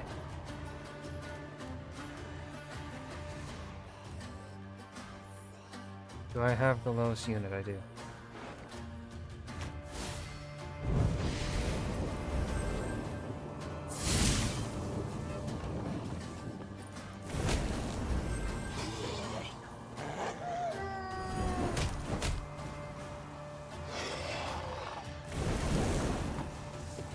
And we'll pass.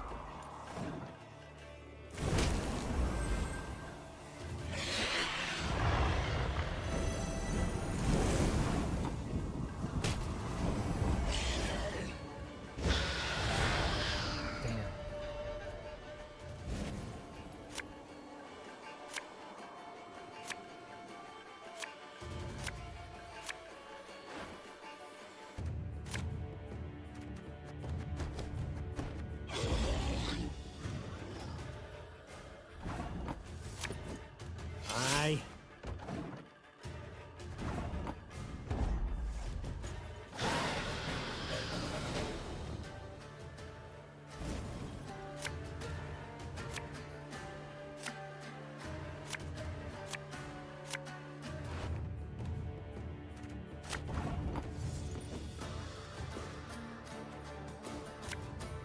For the Queen!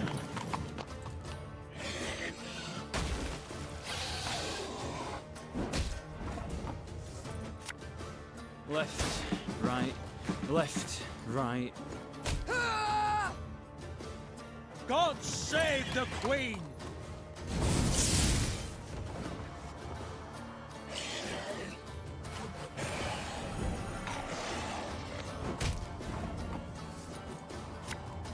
What do you want of me?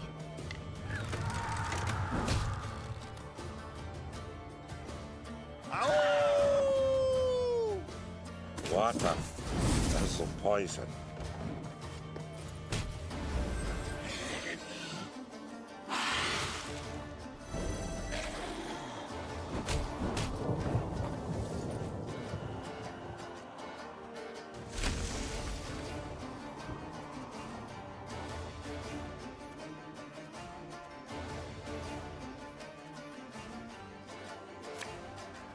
Bigger they are, easier they are to target.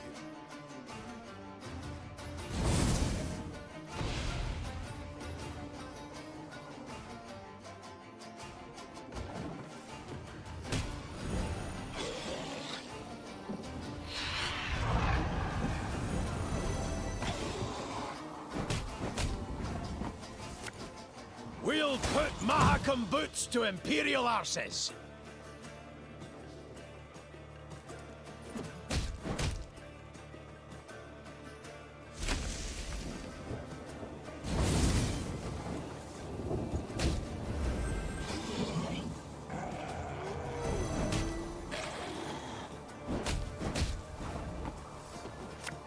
For Mahakam!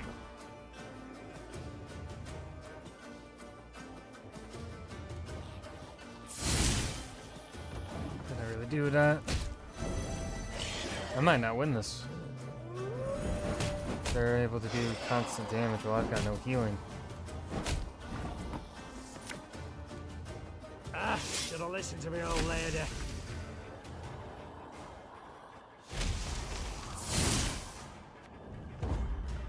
I'm up by 2, but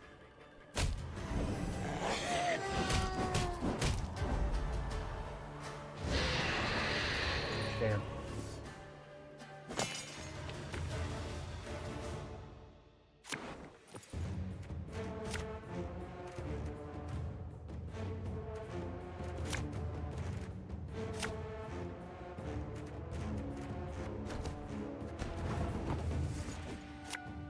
Oh, Lyrian lummoxes.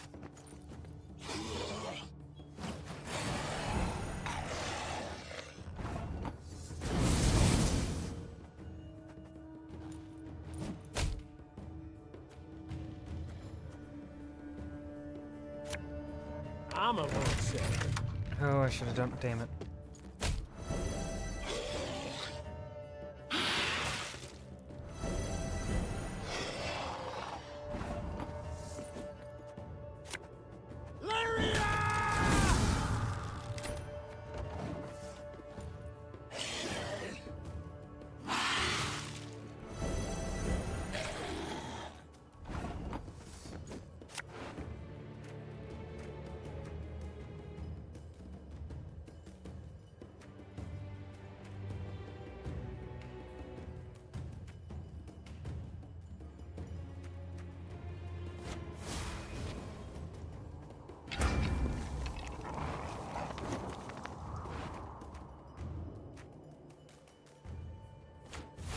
Oh, wait, that's stupid of me. Damn it. I should have played. Ah, I'm so stupid.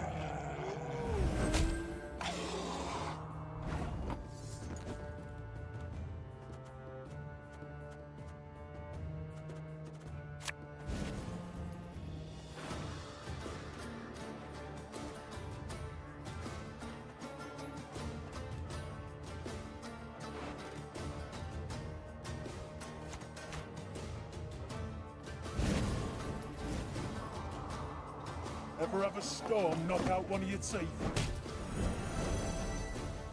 Her Majesty knows what she's doing.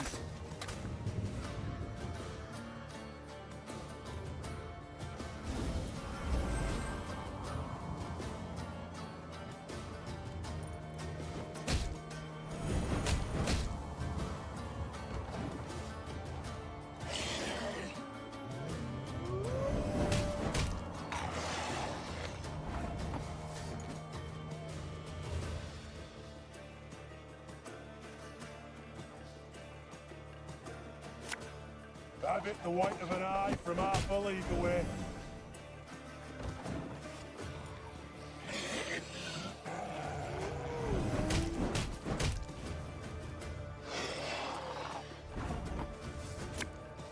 Bigger they are, easier they are to target.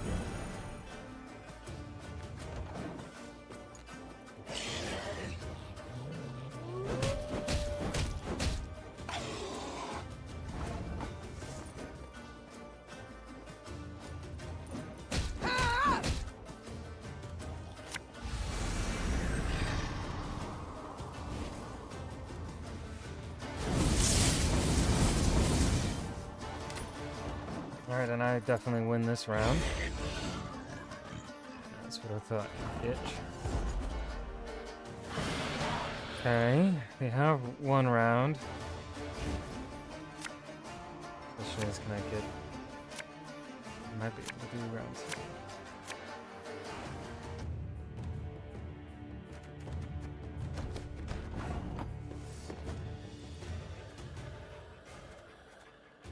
It's an order, so Elven let's play it. Marnie.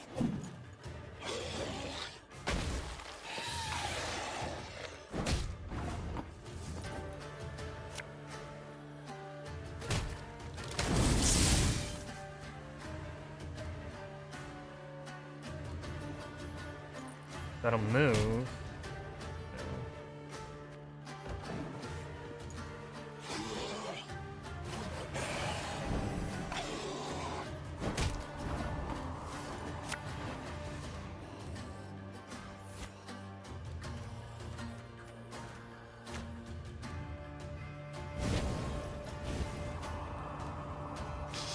I smell a leak.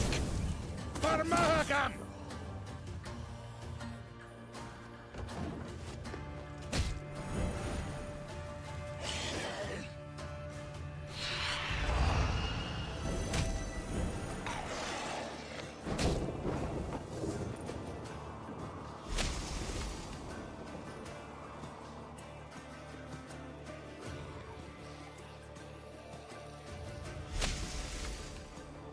Oh, I should have. Damn.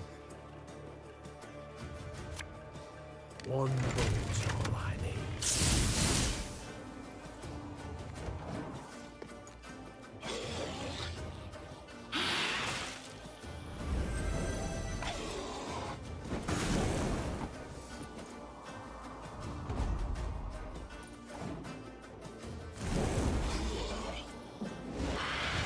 I'm not a fan of him having one extra hand, one extra card than me, but not much I can do. So we are getting rid of the cavalry. Please. No, I don't need a charge. Okay, I need that. Need that.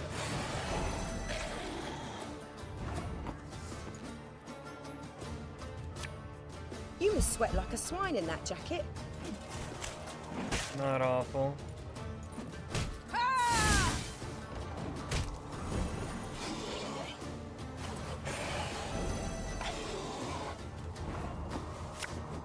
March on, march on.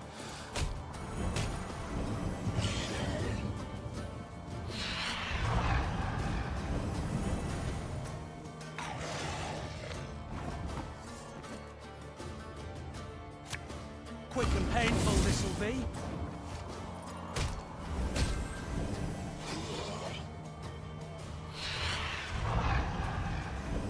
Damn, dude.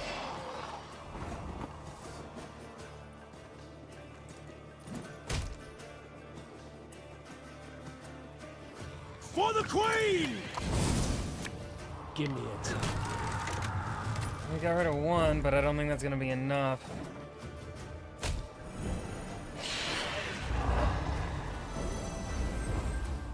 Fuck.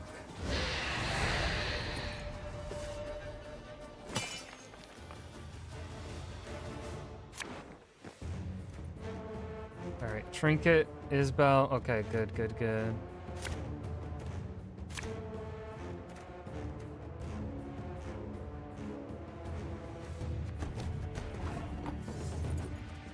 Isbel will keep around the whole time.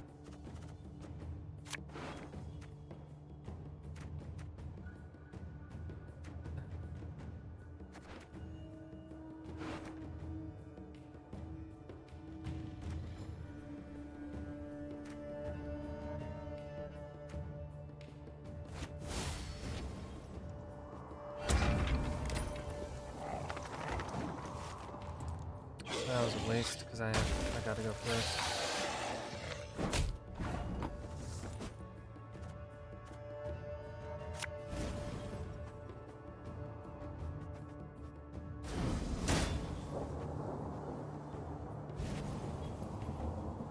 There's a time to reap, a time to sow, and a time to die.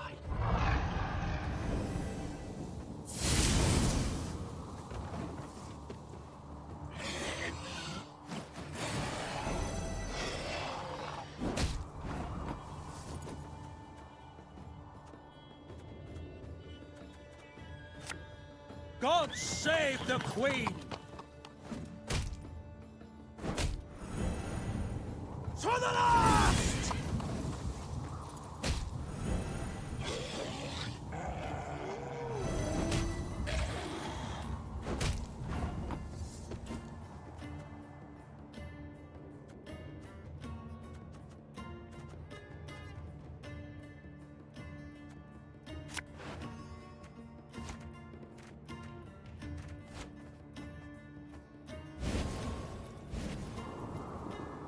You mad?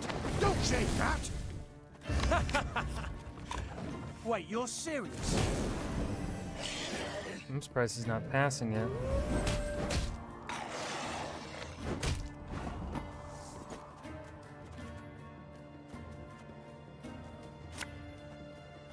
Hey?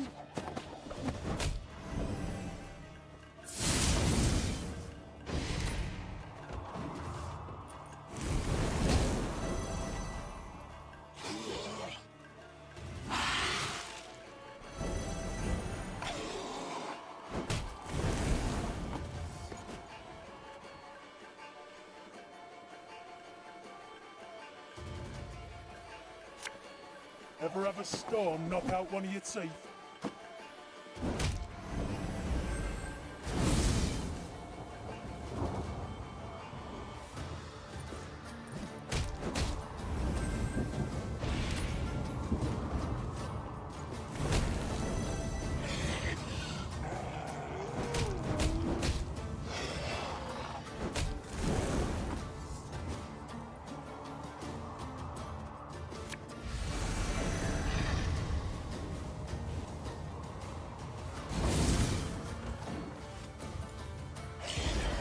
Yep, there we go.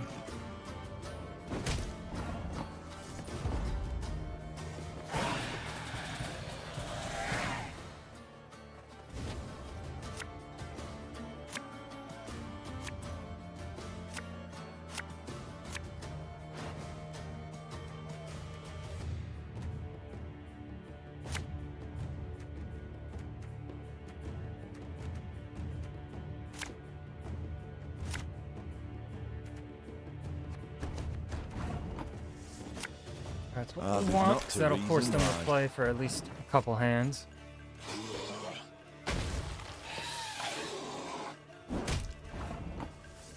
And then...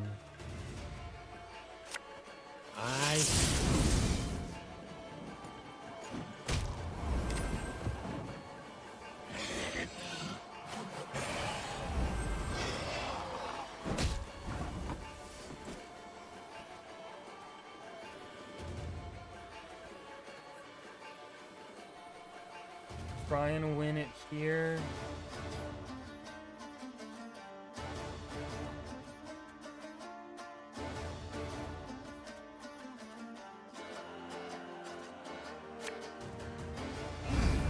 What? Oh, yes, I'm on it.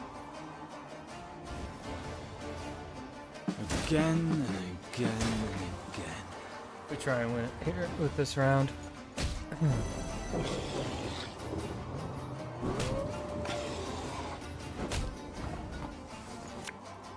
Getting to work.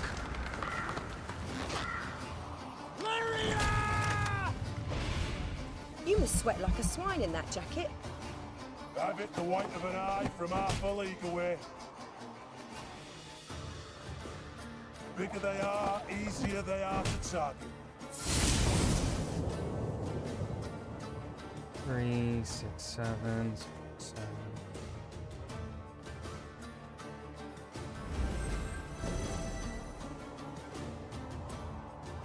Should have listened to the old lady.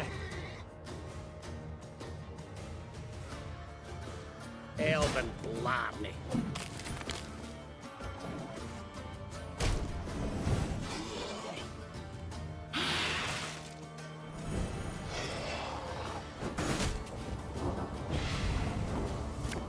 So much anger and suffering. For what?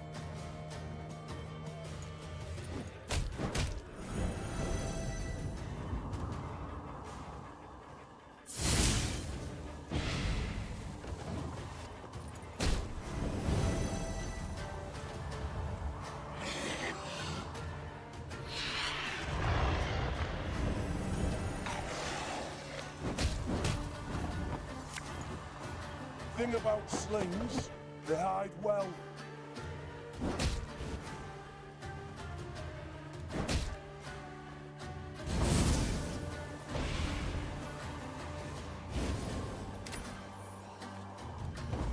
Fuck you. I win, bitch. You can't catch up unless you got a fucking Deus Ex Machina. Okay, cool.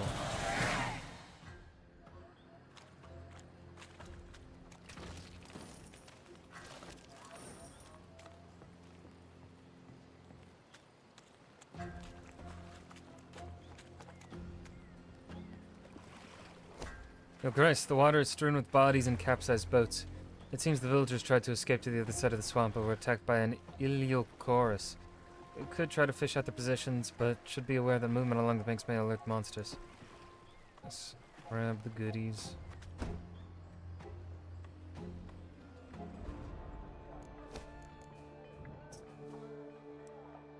A little bit.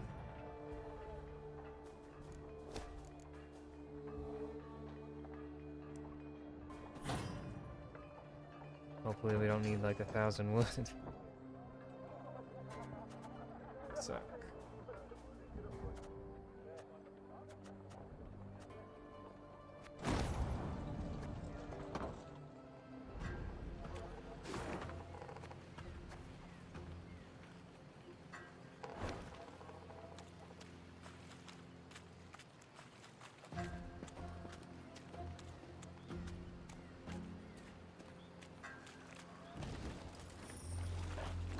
Your Majesty, it seems likely a monstrous beast of some sort is responsible for the attack on this caravan. The horses' carcasses bear the markings of fangs and claws. Some of the merchants must have survived, for there are footprints in the mud leading south. What shall we do with the goods abandoned here? Shall we leave them as they are or requisition them to cover wartime expenses? That will prove useful to us. Hello there, monster. A low rumble echoed in the distance. The sky opened and rain began to fall. Helms, shields, and plate rattled noisily under heavy raindrops. The soldiers walked along a narrow path, taking care not to slip, and often cursing their miserable lot. They all quickly fell silent when, at the fore of the march, a scout stopped suddenly in his tracks. Over the loud roar and patter of rain, he had heard something that chilled his blood. Another standard battle. Alright, what are we dealing with here? Every 4 turns, a turn start, destroy the lowest unit, then damage a random enemy by the power of the... Okay.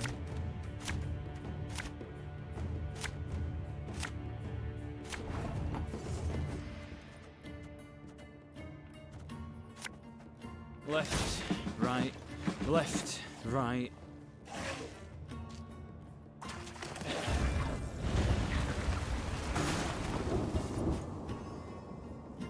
Water is the poison. Bitch, kill it, yeah. Bitch.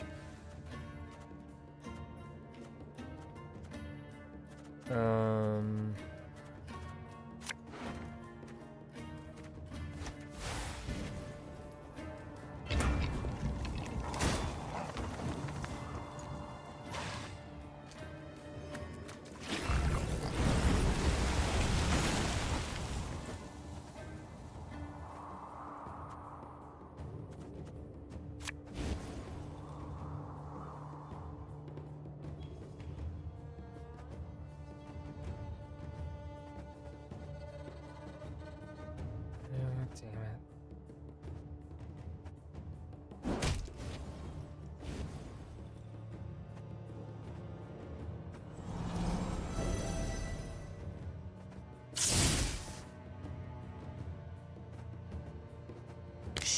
Cock it.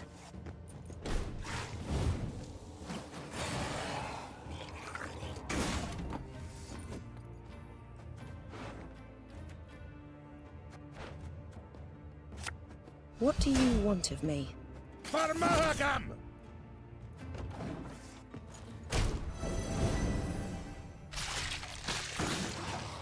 Wow, you ate my unit, you bitch. Wow, you drained my unit, you bitch. Our ballista, your command.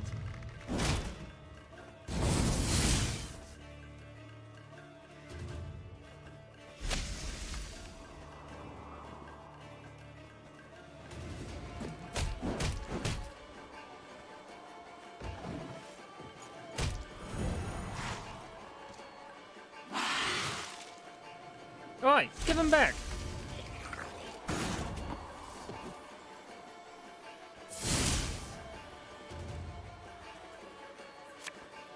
Ever have a storm knock out one of your teeth? Okay, he's still playing.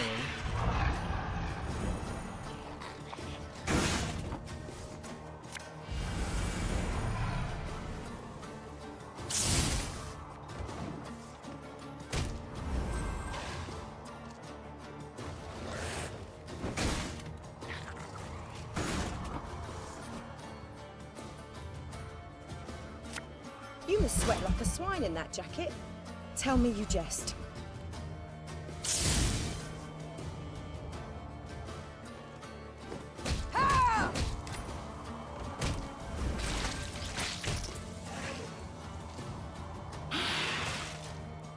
Still gonna keep going.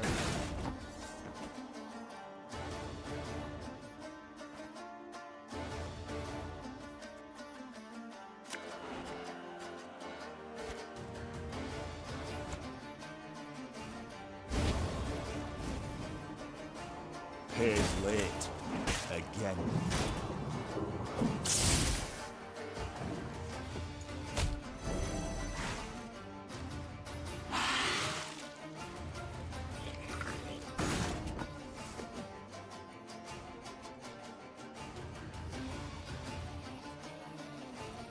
My hand is kind of forced.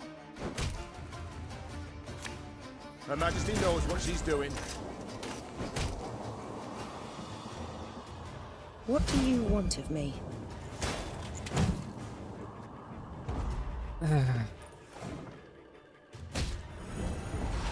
Yeah, and he'll have the upper. No, bummer, bummer, bummer. Well, he'll be forced to play on the next hand. So we got Barnabas. He'll be forced to play at least one round, so that'll even the odds. Okay, that's fine with me. That's fine with me. We got Barnabas. That could have been better, but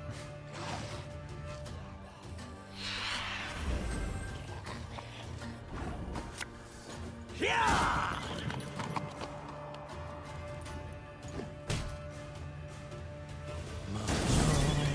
Mahjong.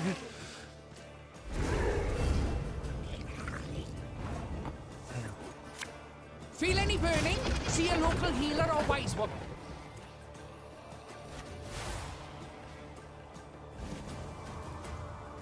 We'll catch 'em all!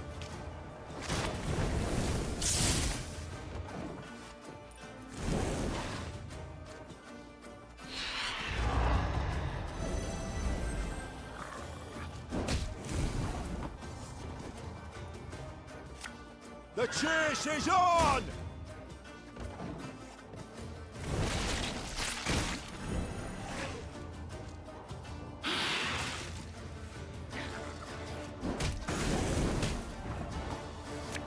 I'll protect him, all right?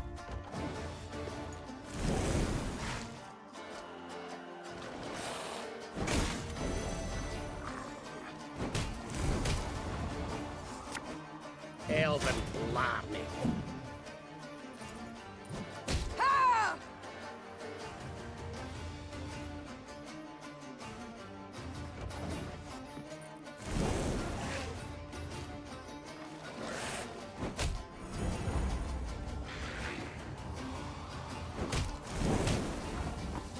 okay.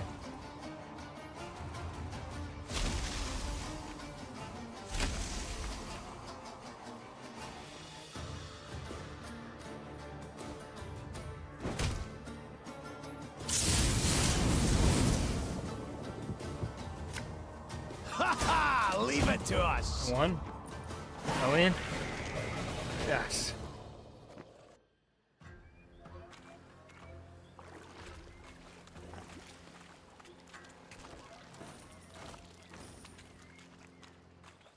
Okay.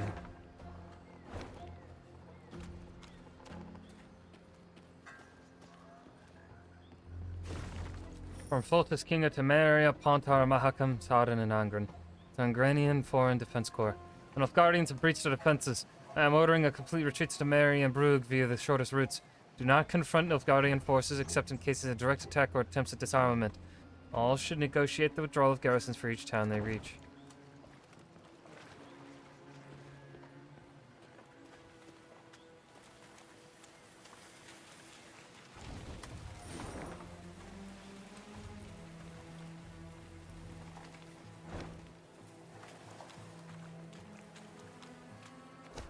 Milady, someone made a precious metal shimmers on the floor of the swamp. It could be ancient elven treasure. We can attempt to pull it out, but we must be prepared for the worst. These waters are not the safest. Let's see, either we lose soldiers and morale, so that's out of it for just 600 gold. Or we get... I'll take the morale boost. For 600 gold? It's not all that much.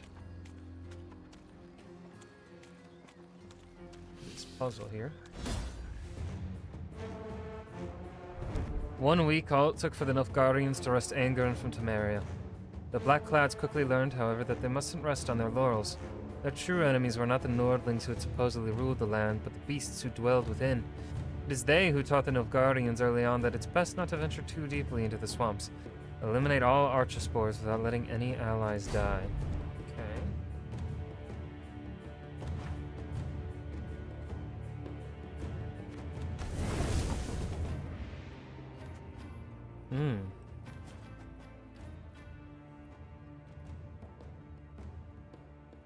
Every turn on turn end, if this unit's power is even, move 1 row toward the opponent and damage the lowest unit on the battlefield by 1.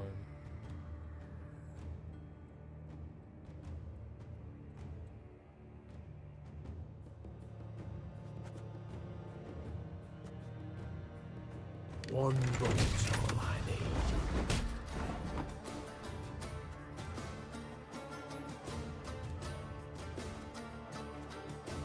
Give me a time.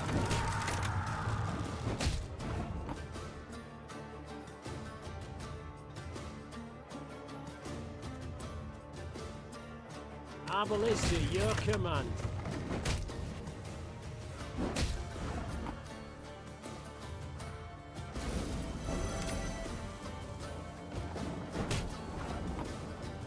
I'm a one, sir.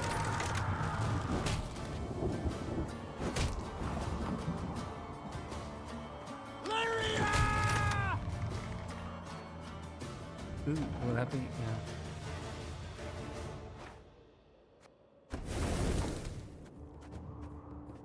One bolt I need. Give me a time.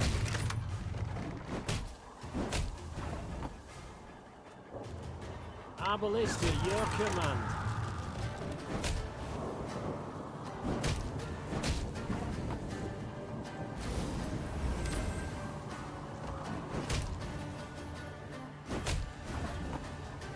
I'm a one. Okay, there we go.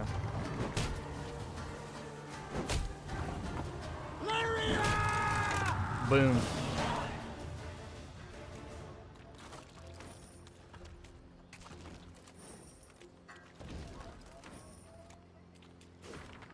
And Nordlingen Falnclour. Quickly! Velo! At ease, Nordling. At ease, Nordling. Vakam, Nordling. Away, be gone. Favort. Behind me. Akame. Akam. And me. Nes afid.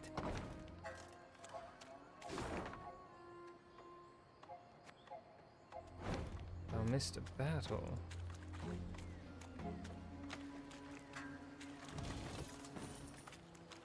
Hello, you ugly motherfucker. Standard battle. The bridge connecting the 2 banks of the backwater had rotted through, forcing the Lyrians to circumvent it. The Katakan who prowled the area knew well of the bridge's condition and, for this reason, hid just off the beaten path. Crouching in the thicket, it waited patiently, licking its fangs in anticipation.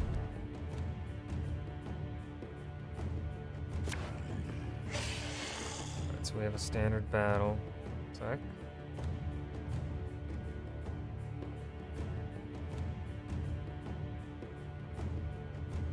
Look at that.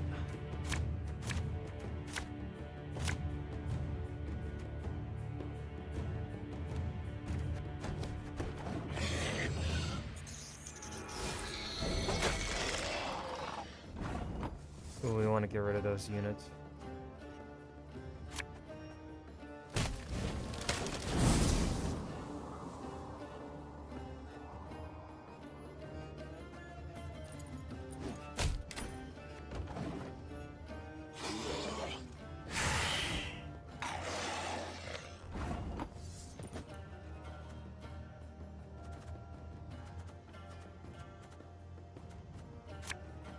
One road's all I need.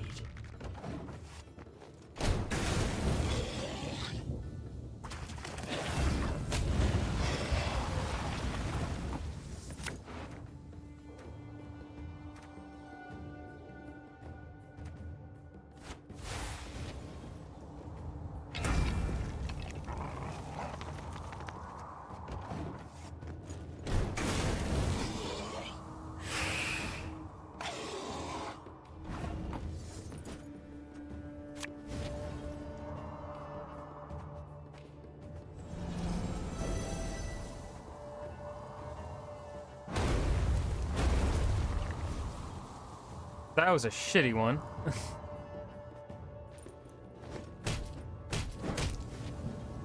Well.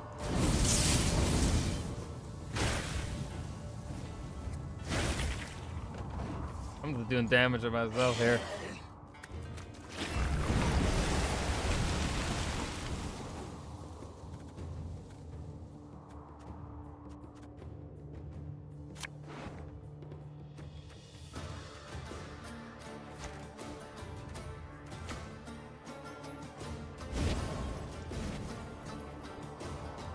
Water.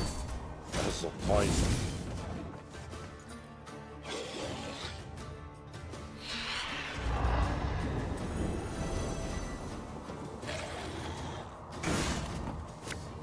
Oh, Lyrian lummoxes.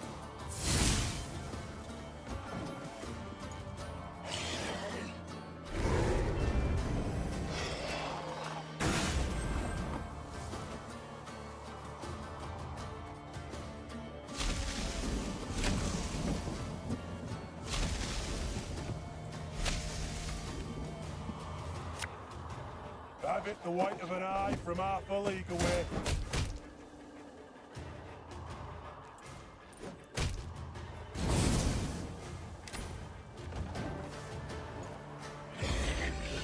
Yeah, that's what I fucking thought.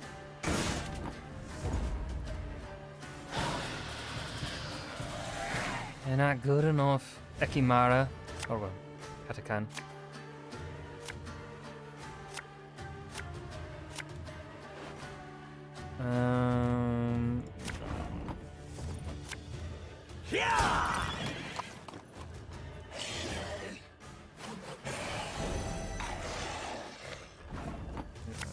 What do you want of me?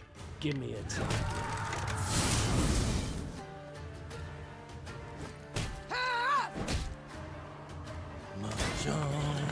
Mahjong.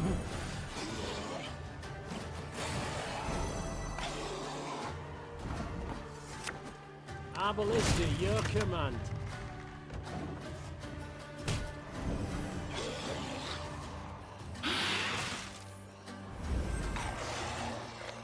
You ho. Elven blarney.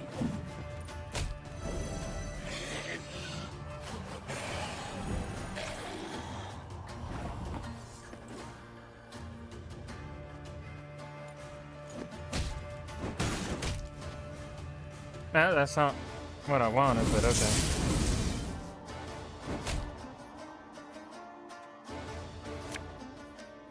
We'll put Mahakam boots to Imperial arses.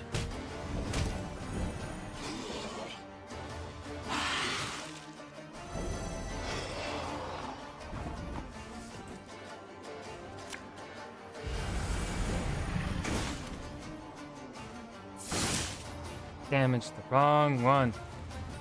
But it might be enough to win it.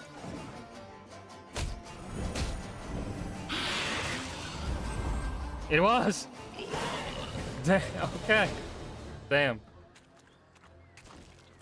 Got lucky with that at the end there.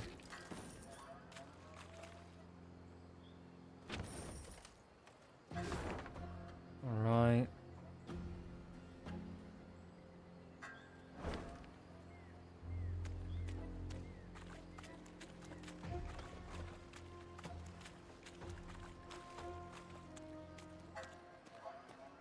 The Lyrians came to a crossroads. As Meve and her scouts conferred about the proper path to take, a footman, of a sudden, collapsed upon the muddy ground. His comrades strove to rouse him. Alas, to no avail. Meve called for a medic. One arrived, post-haste. He checked for wounds, a heartbeat, all else for which a medic checks. Then he peered down the soldier's throat. In a flash, he was on his feet, his hand over his mouth, backing away. What's with him? What's wrong? The Queen asked, her eyes darting between the medic and his patient. Typhus exanthematicus, Your Grace. Replied the physician, wiping his hands with a spirit-soaked cloth. Typhus fever. Contagious? Extremely, I fear. Though not yet at this stage. The spots are but in his mouth for now. Tomorrow he'll be blotched all over. It's then the disease turns infectious. I see. What about a cure? Is one known? The medic looked at Meve, shook his head and shrugged. Alas, there was precisely naught he could do. But where medicine fails, magic may at times stand in. Without giving it two thoughts, Meve called for Isbel. It's typhus, I've no doubt. The healer confirmed. I know a spell that could be helpful. Vigal's cleansing, we call it. It takes time to prepare and many ingredients. Rather costly, or... Coin's no object, said Meve. Get to work at once. Isbel returned from the local herbalist with herbs valuable and rare. Fern blossoms, mandrake root, comfrey seeds, and more. She then pulled from her bundle a variety of vessels, funnels, retorts, alembics, carafes. Colored concoctions she then brewed, steam and strange odors rising from them. Hours later, after much effort, she had a few drops of a thick substance in a flask. Isbel whispered an incantation, then gave the remedy to the dying man. His tremors and fever subsided at once, the other symptoms fading within hours. At last, Meve could breathe a deep sigh of relief.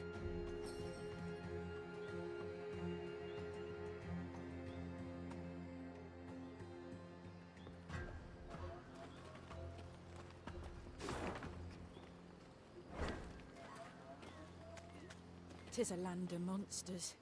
Belongs to them, it does. Human folk are nowt but guests here. Beware, me lady. Watch out for leeches especially. They'll slip in your knickers, give 'em half a chance. No matter what no, my pants. Nilfgaardians won't last long here. Come a time, they'll leave gladly. Just like all the others. Ye've a good heart, my lady. If you'll not have victuals, please, take this. Elf engraving or some such. Means nowt to us, but might could help ye. Beware, my lady. Thank you.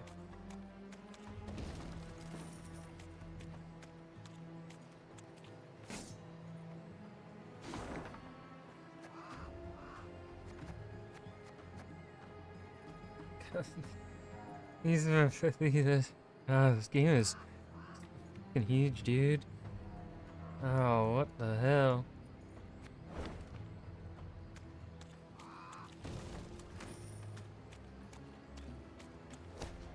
Your Majesty, a merchant named Venslav of Maribor has requested that you hear his plea. His horse has died of some unknown affliction, leaving his wagon of goods stuck in a swamp.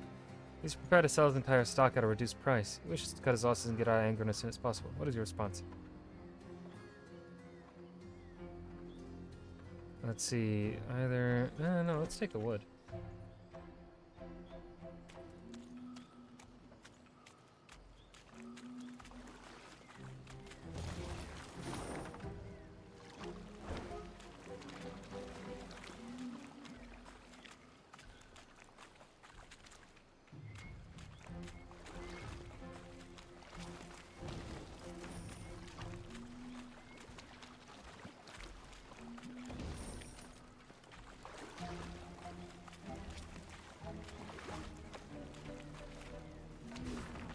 from Maximilian Keller, Dokent, Oxenford Academy, to Ryan Vigmont. In accordance with your request, I made inquiries into the accuracy of rumors surrounding the so-called Golden Grotto. The results of my research confirm that such a place in fact exists, and it lies to the north of the Elven Ruins, which are known simply to the locals as the Arches. It seems the Anshe truly did hide a portion of their riches before abandoning the swamp. However, I urge extreme caution. The elder races rarely leave their property unguarded.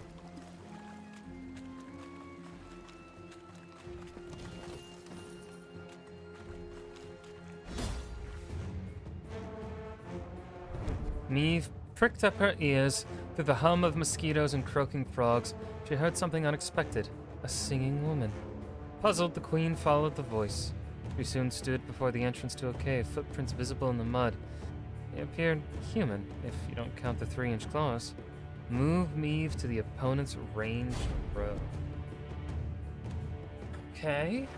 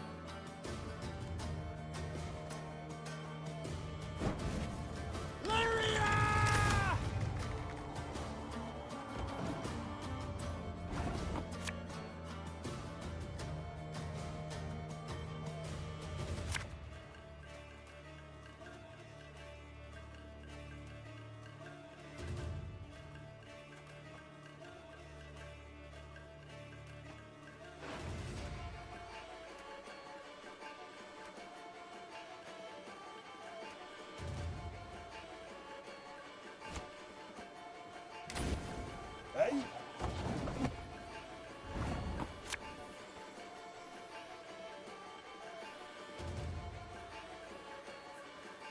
Onward! To victory! No. Okay. So, we want to destroy this water hag.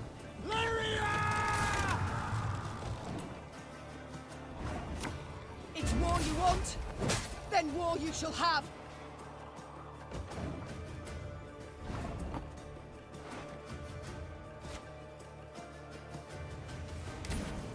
Bigger they are, easier they are to target. One boat I need.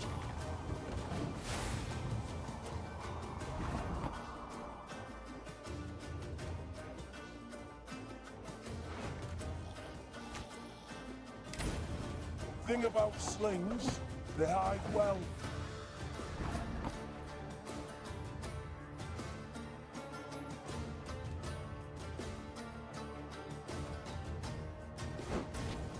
Give me a time.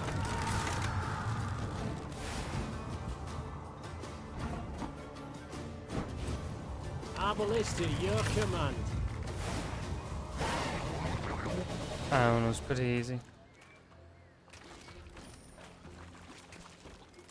Even though I loved it the first time.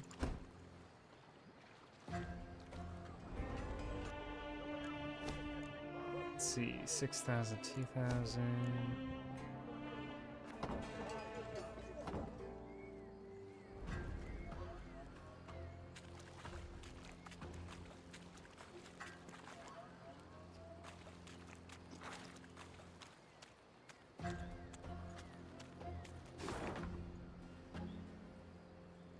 I think I am going to stop there for tonight, ending a little early, but I feel like this is a good spot to stop. And I have no clue how much more we've got. We've put in how many hours thus far? Probably about 20, I want to say. Let's see if there's anyone live. Oh, thank you for hanging. don't know. Well, thanks for lurking. I will be back probably Monday. More of this. So, yeah. Bye. Ah.